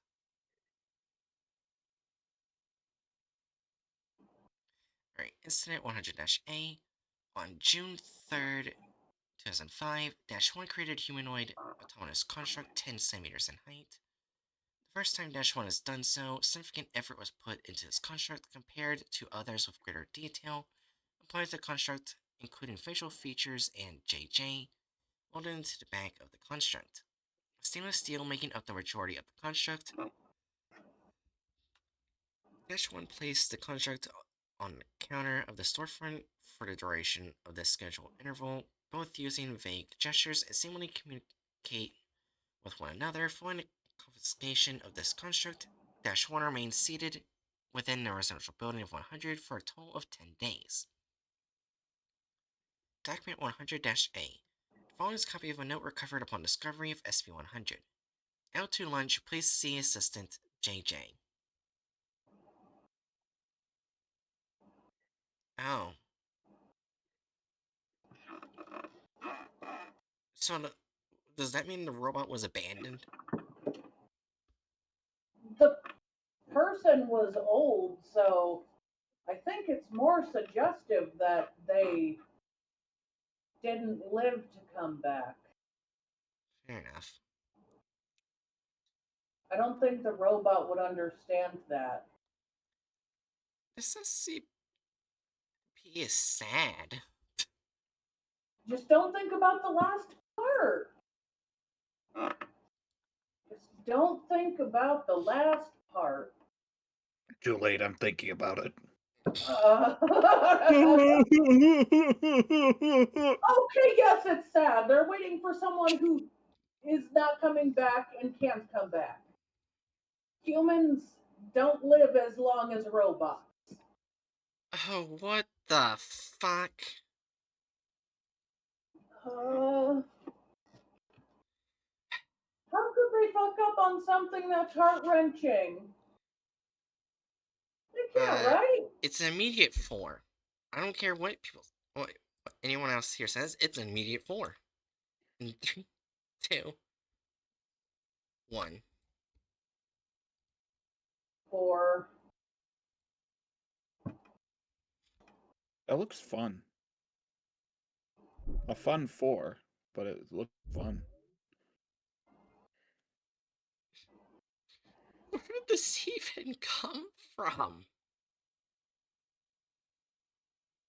It almost looks like he's trying to combine this with the oh, what's the Oh, I don't remember its number, but like the buses that are oh like yeah. actually like some weird arthropod Yeah, I remember what you're goes talking around and about. eats people. But they are no way in shape and form connected. Yeah. Alright. Yeah, because it says someone whose account is deleted now, which was the case by the time they would have seen it. Yeah. Alright, SCP-100 has a funny name, Jamaican Joe's Junkyard Jubilee. Might have a special history with this object. Oh, god damn it. If you want to learn about reanimated metal monsters, my first SCP trophy, watch this video. Oh no, what are they gonna do? What he Winding creates up to aren't punch him. monsters. I will admit this is not the first time we've read this SCP for. Though I do not remember why we've read it the other times, as I do not think a content farm has touched this yet. But I don't know what Winding else up to to say. punch him. A random person found it for you. Which SCP-3023. thank you. Which I probably shouldn't wind up to punch him because that would mean I'm punching my new monitor my mom bought me. But I'm doing it anyway. Your mom asked, why did you destroy your monitor? Look, Mom, I was just really pissed at this SCP guy. What? What? It's like, well, there was this touching story of a robot which seems weird and not touching at all at first, until you realize all of his actions involve their creator that is dead and cannot come back, but they're waiting for them to come back. And they love their dad, but their dad's not coming back. He can never come back. That said, I can't spare 100 random dollars right now to repay my parents, so Yeah. I'll not punch my monitor. Yeah. Anyways, and 3, 2, 1. Back when I first started studying the objects of the SCP Foundation, I have to confess that I took some liberties. What I'll the tell you about. fuck? Back up. Back up. Why the is this motherfucker just petting his, like, cobbled together iguana? It looks like a Statue. cyborg iguana. It's cyborg iguana. Good for him. Which, yeah, they normally made iguanas, but nothing organic. It was all metal. Well, I mean, it looks like it's metal. It looks like a mechanical iguana. Oh, I thought Yeah. green stuff looked like flesh for me for a second there. If you noticed, I mean, the I see green rivets has in. bits of rust on it. Yeah, I didn't see it Yeah. at first. And there's rivets in the green. Yeah. Here, let me check something. Yeah, pretty sure skin doesn't have rivets in it. Shut up. I mean, I'm looking at my skin. There's no rivets. Should I check the snake? Are they implying The- this guy showed up and bought the statue? Yes. Yes, they are. Oh no. We lost the Jerry. Oh no. No, I just wanted to say something to Spood. Oh. So I muted myself. I'm not gone. Being muted does not mean I'm not here. What will we do now that Jerry's gone forever? Where could the Jerry have gone? Anyway. Yeah, anyways, in 3, 2, 1. I'll tell you about one of the liberties I took and about Jamaican Joe's Junkyard Jubilee, aka SCP-100. This object is a scrapyard, and it belongs to the Euclid class. Yep, a 5,000 square meter abandoned scrapyard in South Carolina, USA. 2 warehouses, a small storefront, and a residential building stand on its territory. There are about 1,500 old cars and approximately 1,400 Yeah. 2 warehouses, a small storefront, and a residential building stand on its territory. There are about 1,500 old cars and approximately 1,400 kilograms of machinery already dismantled for scrap. It's unknown why, but Foundation documents indicate that the value of the scrap is about $5,000. The object is 80 kilometers from the city.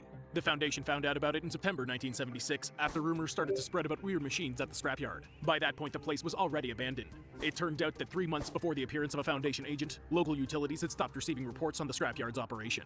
The owner of the territory, according to the documents, was a certain Joseph Duvall. Any mail sent to the facility had the very same name. An undercover SCP agent acquired the property rights for the scrapyard. Are you fucking kidding me?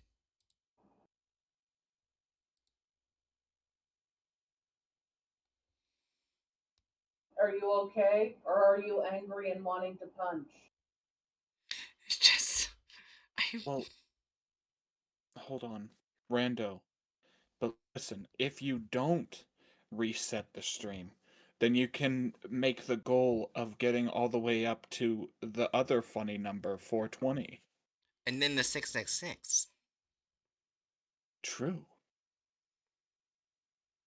I'm not sure if there's a higher funny number than that. Oh wait, 6969. Yeah, and then there's like 42069. Yeah. The funny numbers are infinite. There are as many funny numbers as there are numbers. It's a lot. Oh wait, before 42069, wouldn't there be 8008? Which is just boo. Yeah, true. Yeah, they're cool. There's also 808, which is Bob. Oh, Because yeah. we like Bob. Yeah.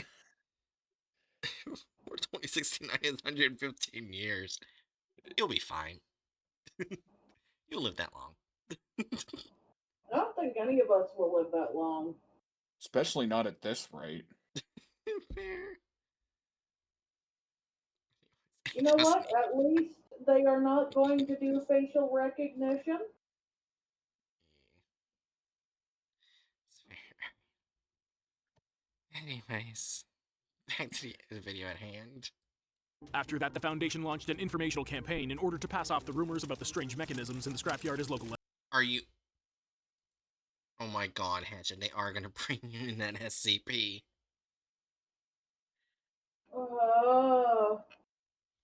Period 3023. I don't think they actually did. Did they? Look in the background. I don't think that's it. No. I still won't be surprised if they do.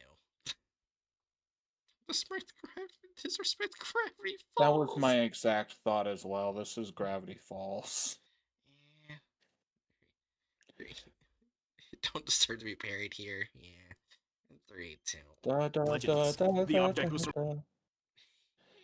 da da da da da da da da da da da da da da da da da da da. Anyway. surrounded by an ordinary wooden fence, and the nearby highway was redirected to the nearest city. To prevent any accidental passersby from stopping at the storefront, reflective glass was installed in the windows, and signs reading "private property" and "no trespassing" were hung up. In addition, the main entrance doors are always under lock and key. So what exactly are SCP-100's anomalous properties? During their first arrival at the scrapyard, Foundation employees discovered several dog and bird-like creatures made out of scrap metal. They had been animated by an unknown force. The anomaly's main host is an individual designated SCP-100-1. This is a lively construct, assembled from copper pipes, wires, and aluminum cans. All the ways to depict him. Yeah.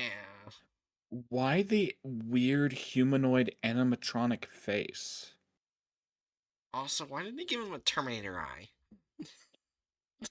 I was just thinking of like some of the machines from Near Automata. Like Let me get a picture of Pascal. Stares into my soul.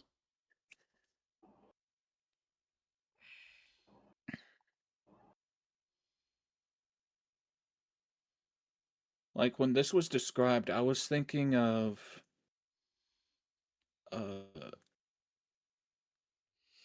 this bozo. Like, have a head like that. Hold on. But that's also just because I like Pascal. Honestly, I was thinking of something similar to that because while that is its own unique design, the basics of that design is very old. Yeah.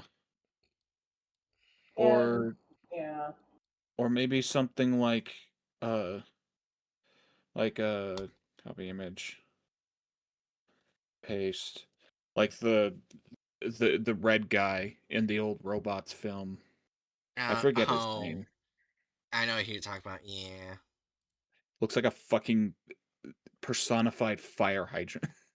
Yeah, I put the picture that the first one, on stream. Yeah. We love That Pascal. that would make something like that would make a lot more sense. Yeah. Robin Williams robot. Oh, now I'm sad. I forgot that.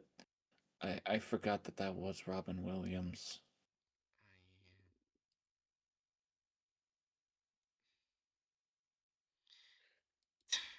Anyway, This depression aside, just looks off. It doesn't look like it's fully made after what he just said. Parts of it, yeah, but some of it, eh. is that fucking license plate on its arm? Yeah. Why, man? Yeah, it's a license plate. Why you license plate on arm?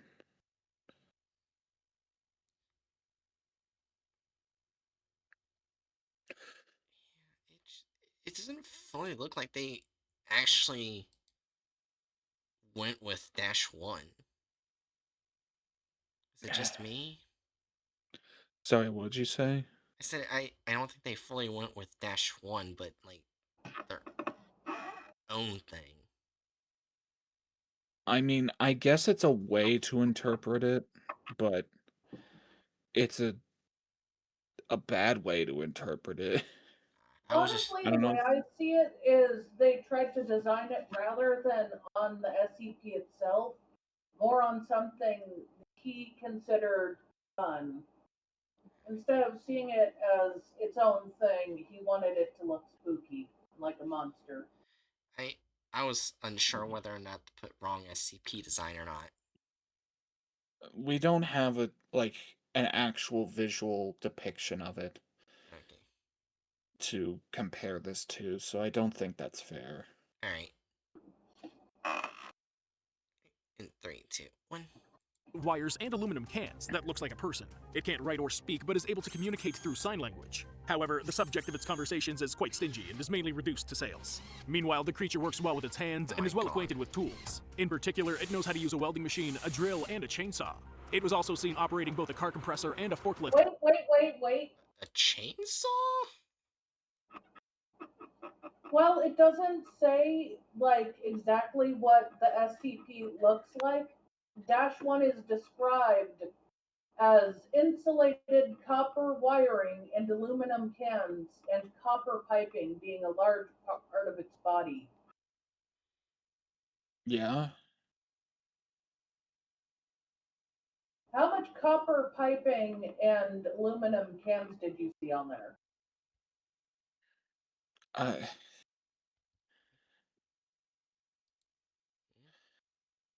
an amount?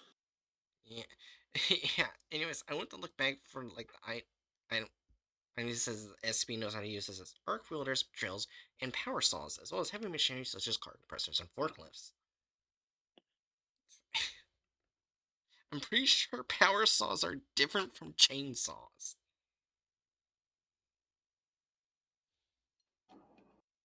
Also, that's not a forklift.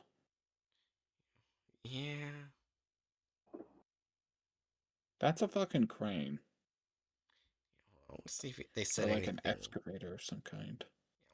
I want to see if they said anything else out of that was not in the article. Stingy and is mainly reduced to sales. Meanwhile, the creature works well with its hands and is well acquainted with tools. In particular, it knows how to use a welding machine, a drill, and a chainsaw. It was also seen operating both a car compressor and a forklift present at the scrapyard. SCP-100-1 creates other... Okay, that is not a forklift.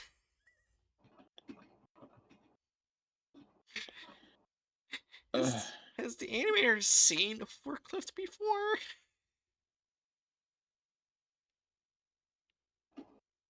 Maybe. What?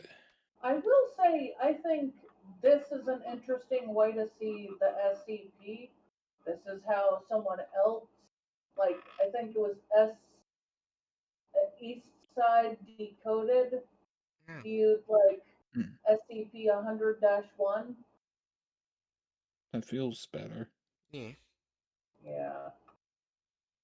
And this is a fan art that I think is also better. I'm going to paste it. Okay. Oh. Yeah. Yeah. Ramber says, well, if you shove a fork into it, it's technically a forklift.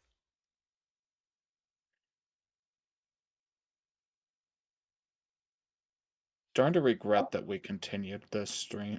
Anyways. Oh, this is another fan art. It looked cool, but also terrifying. Thank you.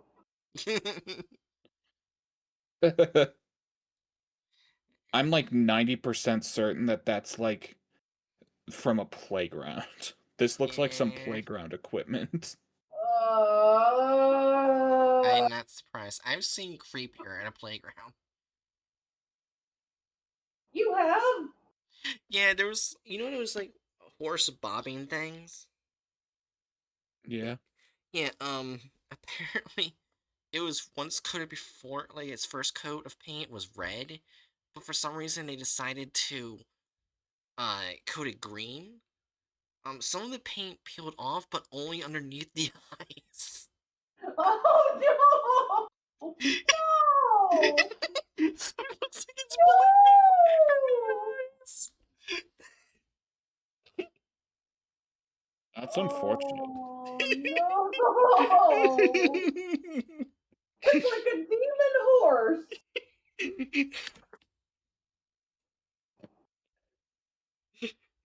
Look, you can That'd either. be, that'd be a killer backdrop for like a Halloween photo Yeah. shoot, though.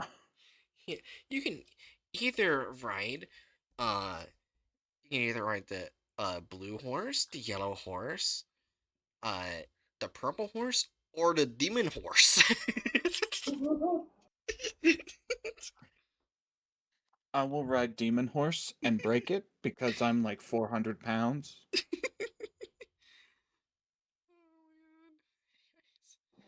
3, 2, 1. living constructs from materials it has on hand. It mainly designs figures that look like iguanas, crocodiles, turtles, and flamingos, but it's been known to make other shapes too. There are also 2 constructs that are always present on the territory of the object, designated as SCP-100-2-A and SCP-100-2-B. These are spider-like behemoths, likely created Oh by my the garbage God. man to protect the scrapyard. So, No.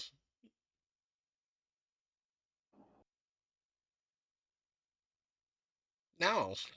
That's not what they look like. How were they described in the article? I'm trying to find the descriptions right now. It's just like constructions have been superficially have been insects. They appear to operate both as well as guards. They patrol perimeter 100 except for during intervals. They just said it looked like insects. Just Yeah, it superficially doesn't say resembling anything insects. about cars being used. Right. Doesn't say anything about cars. And also, rather glaringly, spiders are not insects. Yeah. spiders are arachnids. I fucking hate this guy. I think they want to look Uh, like I anomalous metal insects in Saw 3023 or whatever number I kind was. of assume, like, when it says vaguely resembling insects, I feel like it means they weren't sure which insect to design them after, so they combined a bunch. Yeah. Oh wait, Not Yeah, a they just made it vague. random person says, "Wait, these things have 6 legs." I mean, they do have 6 legs, but they called them spider-like.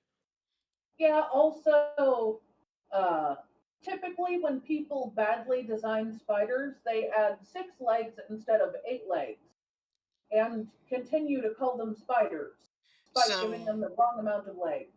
so I have a question. Do I click wrong SCP design for 2-A and 2-B? Yes. This Yeah. one's a hard yes. They're This insects, is, not spider-like. I could accept like a praying mantis, giant grasshopper, lots of bug designs. This is not a bug design. A giant grasshopper would be metal. Yeah. Pun It intended. would. And imagine, they would also double as having blade legs. Yeah, and metal pre-mantis made me think of Gigan from the Godzilla Monsterverse. Cool. You know what? If anyone makes fan art of either Ramon or Beatrice, they can think of like metal grasshopper as a really nifty opinion. Not opinion. Very nifty option. They Wait, don't need to, but Blade Legs and Godzilla reference are both good reasons. oh, not Gigan. That's not what I was thinking of. I remember its name now. It's Kamacuras, which was a giant praying mantis Godzilla Mm. creature. I mean, Gigan also fits too, but Kamacuras fits better. You know what? If someone ever makes fan art of these two that's more accurate than this, then why not have one be a praying mantis and the other a grasshopper? Fair enough. No? That'd be cool. I like how I fail to remember easy shit, but I can remember things I haven't seen in years that hold no defined purpose, like Kamacuras and Gigan. That is very ADHD. Time for me to sleep. Farewell. Oh, Alright, good night, random person. Night. Good night. Yeah, those sounds were night. Good night. Alright, let's see how much worse this gets. Please don't let it be worse than blood flies.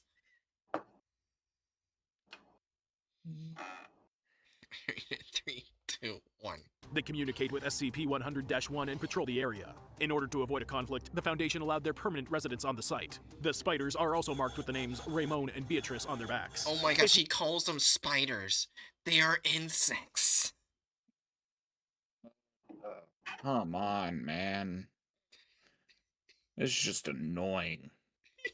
You're gonna hear him constantly say spiders. He has no respect for Beatrice or Ramon.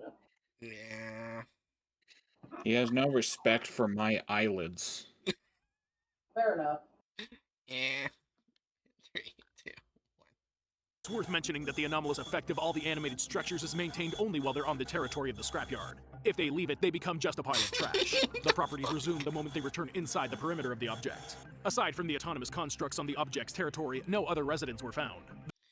Oh wait, hold on. I just noticed something. He changed his pictures. We got Daryl, or 939, Scarlet King, 999, and the Cuckoo Bird of Doom. Cuckoo Bird of Doom? Yeah, it's basically a predatory creature where, it's practically invisible to the human eye, and it constantly rotates its neck to make a clicking sound. And once the clicking sound stops, is usually when the person is so physically exhausted, they can barely move because of the clicking. It then goes in and kills. It kind of acts like the sleep killers, but more aggressive. I don't like that. Yeah. Yeah.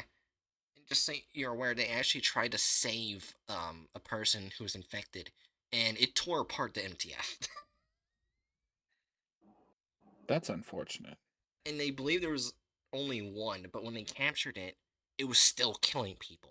So they're unsure if there's more than one, or it's able to kill people out while it's in containment.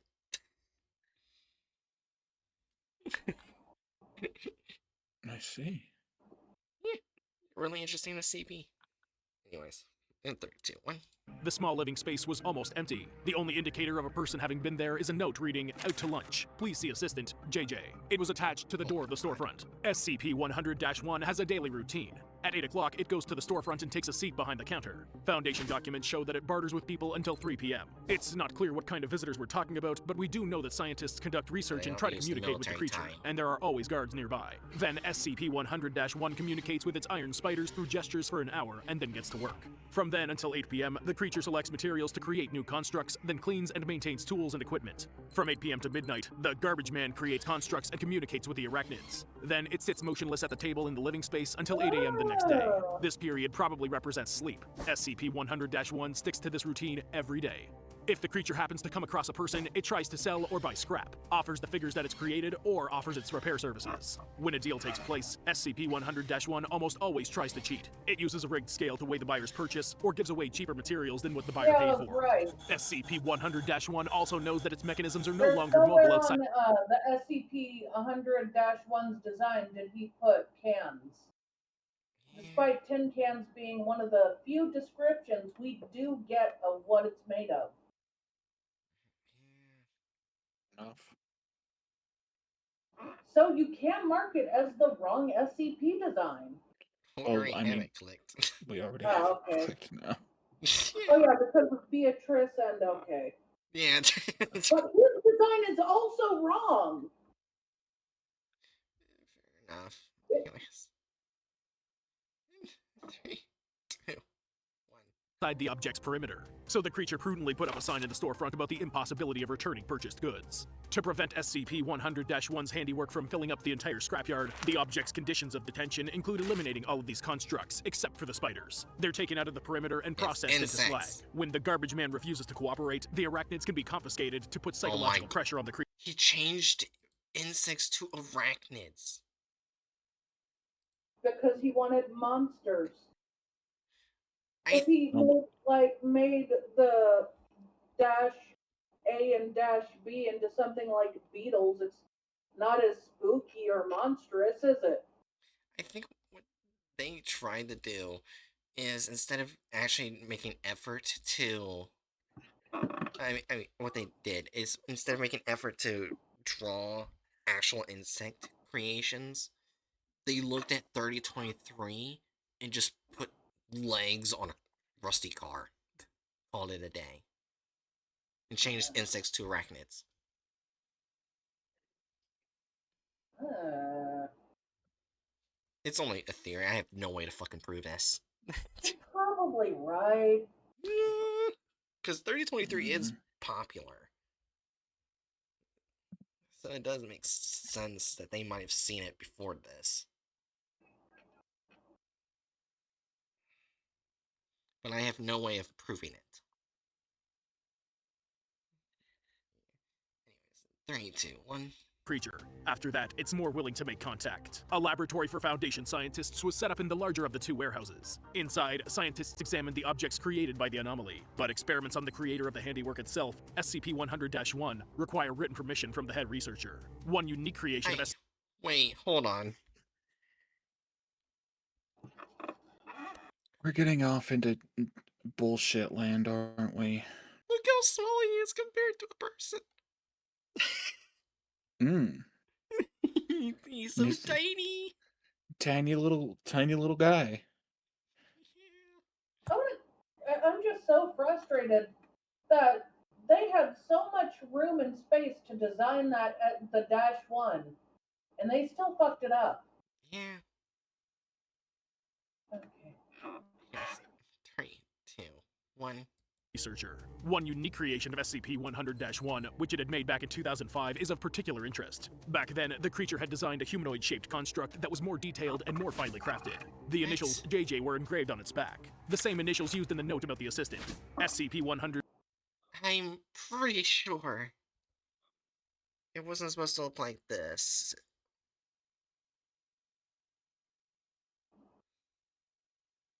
Let me try to find the description of it on the file. You usually find it right here. Created a humanoid autonomous construct 10 centimeters in height, and first 9-1 has done so.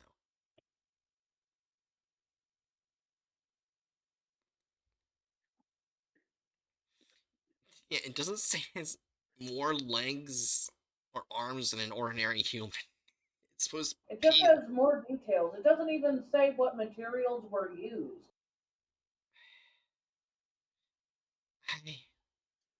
This video hurts.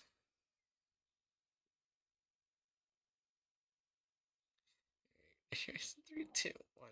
-1 carried this stainless steel figurine and put it on the counter when it was in the storefront. The creatures communicated with each other through gestures. After the garbage man's unusual friend was taken out of the object's perimeter, SCP-100-1 sat motionless in the residential building for 10 consecutive days. To secure the object, 6 Foundation employees patrol the interior of SCP-100's perimeter along the fence. 2 more monitor the living and storage areas, and 3 are assigned to guard the storefront. The guards on the territory rotate every 3 hours, and the ones in the storefront rotate every 8 hours. Now, I'll tell you about the liberty I took a while back. Of course, you've already figured out how I know the guard's rotation schedule. I went on vacation to South Carolina once, and let's just say I got off the highway at the right exit. This was one of my first investigations and conditional contacts with an SCP object. When I miraculously managed to get a look at the territory of the scrapyard, I got my hands on one of SCP. Oh, wait a minute. I just realized. Look, it's the Deer God. I don't know what the other 2 are, but I know that's the Deer God. I think one of those is the like the Builder Bear. Yeah. Oh, maybe the guy on top is a victim of the man on the mountain. I forgot that was number. Oh, it probably is. Ooh, yeah, maybe. Yeah.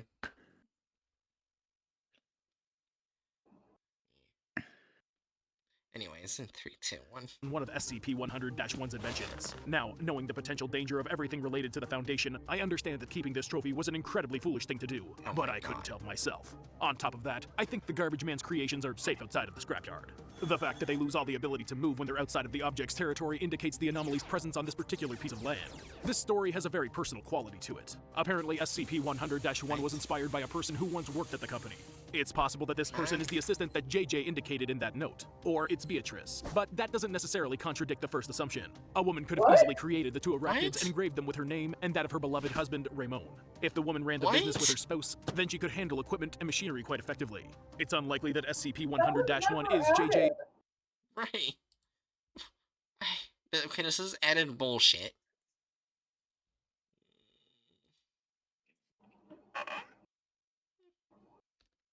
Since the garbage man signed the stainless steel figure with them. The creature clearly wanted to communicate with this JJ, but the loss of its new companion forced it to sit at home for 10 days. It even feels like the creature was in mourning. I can assume that SCP-100-1 was a child of the very same Beatrice and Raymond. This would explain the creation of the arachnids. They symbolize lost parents. SCP-100-1 makes mostly iguanas, crocodiles, turtles, and flamingos, which is just as much a kid's or teenager's infatuation as it is the designing of mechanisms. If a couple working in a scrapyard had a son, symbolize lost parents. What the fuck are they saying? I don't know. Where are you getting this information? I'm just going to say this. I have specifically obsessed over symbolism my entire life. And I have never heard of spiders being used to symbolize lost parents. Maybe it's a thing, but like... Hatchet? The idea here is that these specific spiders symbolize their specific missing parents. In the idea that these spiders were made and named by Beatrice and Raymond. and so now the spiders are standing in as parents. It's not like a symbolism thing. I think. I don't know. Yeah, this What you this said makes more sense than what he said. Should I replace his words with yours? probably. I don't know. Anyways, this I don't want my words anywhere near this. that's fair. But We only have you like make more sense than the actual creator. we have 3 minutes left. No.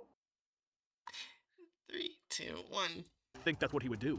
The powers affecting the metal creature's anomalous properties were clearly trying to maintain the appearance of the scrapyard's normal functioning. It's a very human approach to pretend that nothing happened and to continue with routine tasks among the ruins of a past life. The desire to build other autonomous constructs is similar to a living organism's desire for self-replication, something shared by all known creatures on Earth. But none of this explains the anomaly's emergence. I, for one, think a person is involved. Perhaps the one hiding under the name of the scrapyard owner, Joseph Duvall.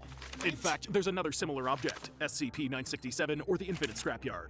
I've yet to study it in detail, but I do know that it's home to entire tribes of sentient beings created from available materials taken from the scrapyard itself.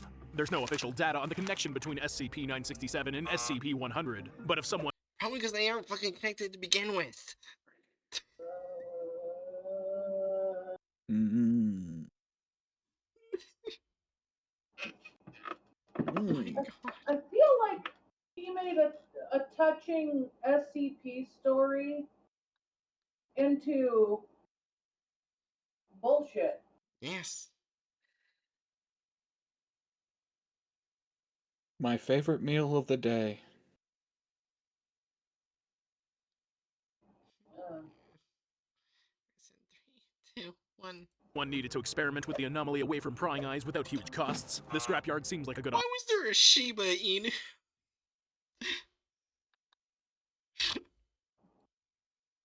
There was a Shiba Inu?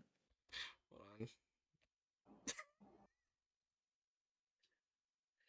That is the most botched Shiba Inu I have ever seen in my life. Why is it here? Someone get that dog to a vet. Looks like he got stung by a bee. Got stung by 12 bees. Oh my god. What? Why is it here? It is here because... Moving on. costs, the scrapyard seems like a good option to me. And two anomalous trash collection sites, this in of itself is already suspicious. In addition, the inhabitants of both the Infinite Scrapyard and SCP-100 maintain a clear linkage with humanity. It's likely that someone with access to the anomalous powers is trying to find a way to revive someone, or create a mechanical avatar for them. In the case of SCP-100-1, You good, Jerry? don't worry, my mouse can't feel a thing. I'll stop poking its food, okay? I just feel things right now. Fair enough. 3, 2. Is that better? Anyways, 3, 2, 1. it seems that its body is made of such a shell, with a partially transferred consciousness. There's another option. One of the hostile organizations is trying to create avatars, but not for the What? human mind. If they're experimenting with humans and small figures, then when the desired result is achieved, they'll be able to create an army of mechanical monsters. Oh my. Okay, so here's where the actual Terminators come from.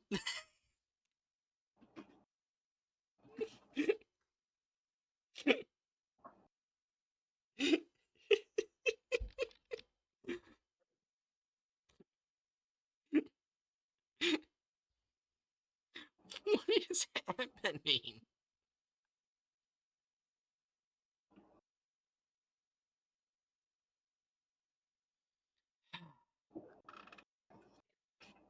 Three, two, 1.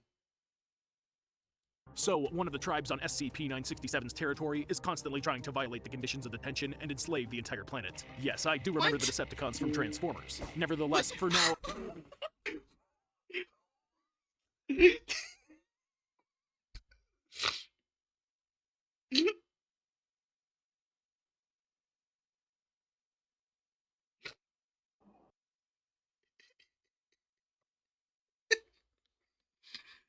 I would like to propose a toast to the departure of my brain. Don't worry, your I brain has fine company. Mine's gone too.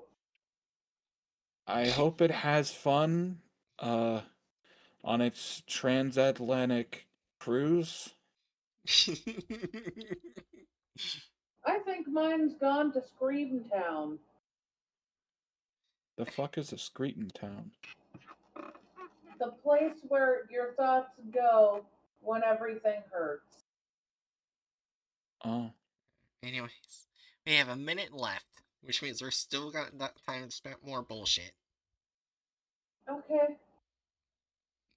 3, 2, 1. The creatures from both scrapyards are unable to function outside of them. This brings me back to the idea that the territory itself is anomalous, not the constructs. In addition to the actions of secret organizations and anomalous objects, the explanation could be gaps in space-time. Scientists still don't know the properties of such breakthroughs or distortions. They aren't even sure of their existence. Perhaps the time warp brings elements of the past back to the present. This explains the appearance of SCP-100-1, which has the partial knowledge of a particular person, is able to count and hold a conversation with gestures, and all the while it cannot manifest all the properties of a living thinking being, since it's only probably a memory brought to life. All in all, the object seems quite harmless, but I'm almost certain that we have yet to uncover its major secret. What do you... Made out of scraps! Sorry.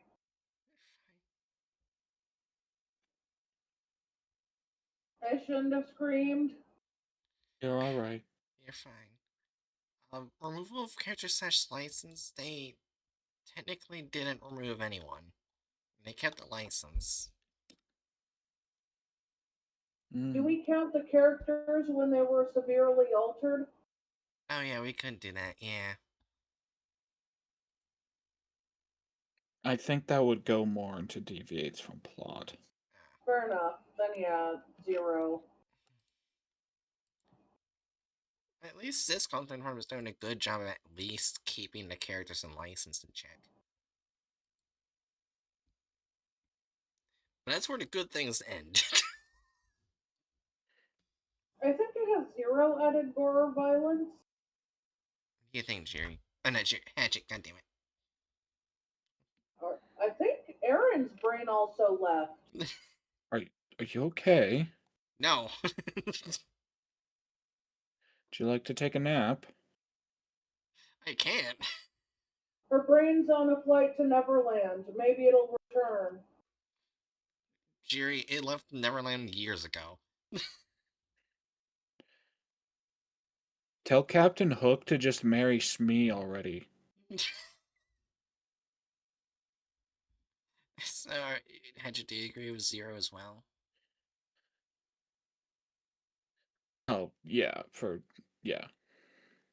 Right, deviates from the plot of the article. 3? I'm feeling a 3, yeah. Yeah. This guy's really challenging my previous convictions to try to limit shifting around Yeah. the way that we've ranked in the past. Only men in video slash offensiveness. I actually only saw men. Oh shit. Wait, no, No, briefly there's they showed Beatrice as a human lady. yeah, they did. Oh yeah, that's right. And I mean they showed mangled pictures of the Jamaican fella. Yeah. So I was trying to see something real quick.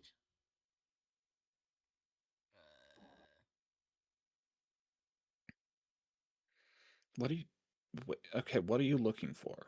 I was trying to look when they showed that like the Beatrice and the That would be in the latter half. The latter latter half. That was like during the conspiracy tangent. Oh. See, you see the person that was working under the car? That was Yeah. Beatrice. I'm gonna. I Oh was my trying god! to see if there was like the other one being worked on, other than Beatrice? That's what I was looking. I was seeing if Ramon was shown. I couldn't remember. They did not show Ramon, which was Ah, weird, but they did not show Ramon. alright. Alright. So, what do we have the last category for?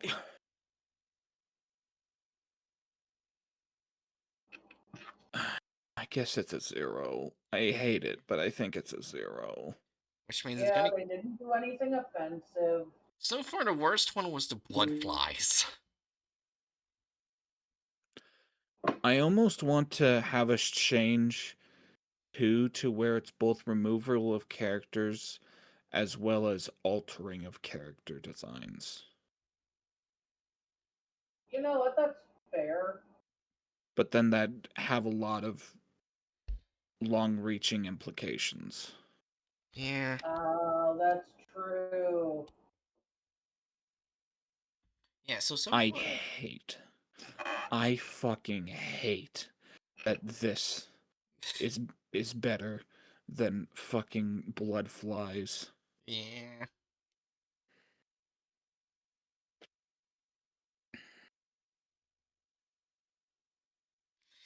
Yeah, that's the last one of the night, right?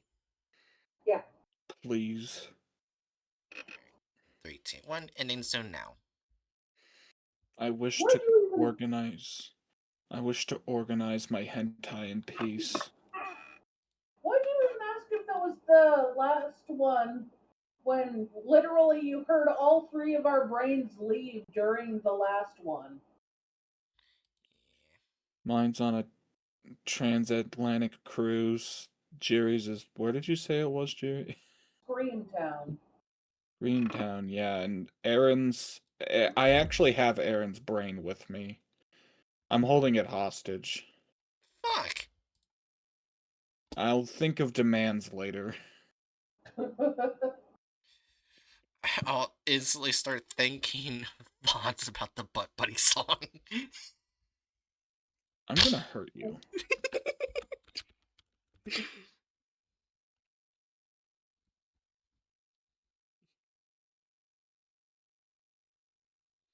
Okay, I'm looking for someone to raid.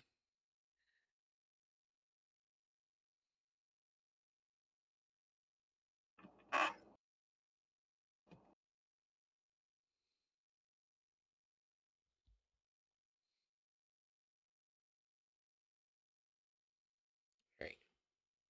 I found one.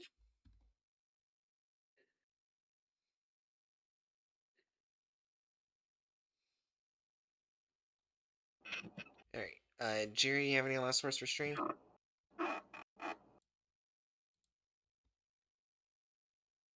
Just remember, if you need a break, take a break.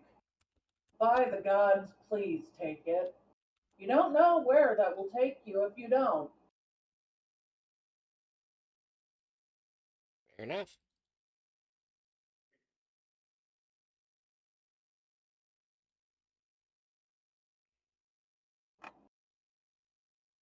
Hatchet, you got any last words for stream? Um, I hereby demand the release of Chicken McNugget Fucker post haste. Okay. I will not elaborate. Anyways. In 3, 2. Oh, wait. Anyways, Danger Noddles, I forgot to post my schedule earlier today because I was busy editing Best of January. So yeah, I'll post it like probably after stream. But also, Friday will be coming back to GOI tier listing. That's when I'll come back for streaming because I got night shifts Tuesday, Wednesday, Thursday, and the rest of the streams will follow as per on the schedule. And yeah, so so yes, I'll see all of you then. My brain is shot. I can't think of any weird fucking words. So I yeah, haven't shot your brain yet. fuck off. Anyways, So yeah, see you guys later, and have fun with this random streamer I don't even know. Marvelous.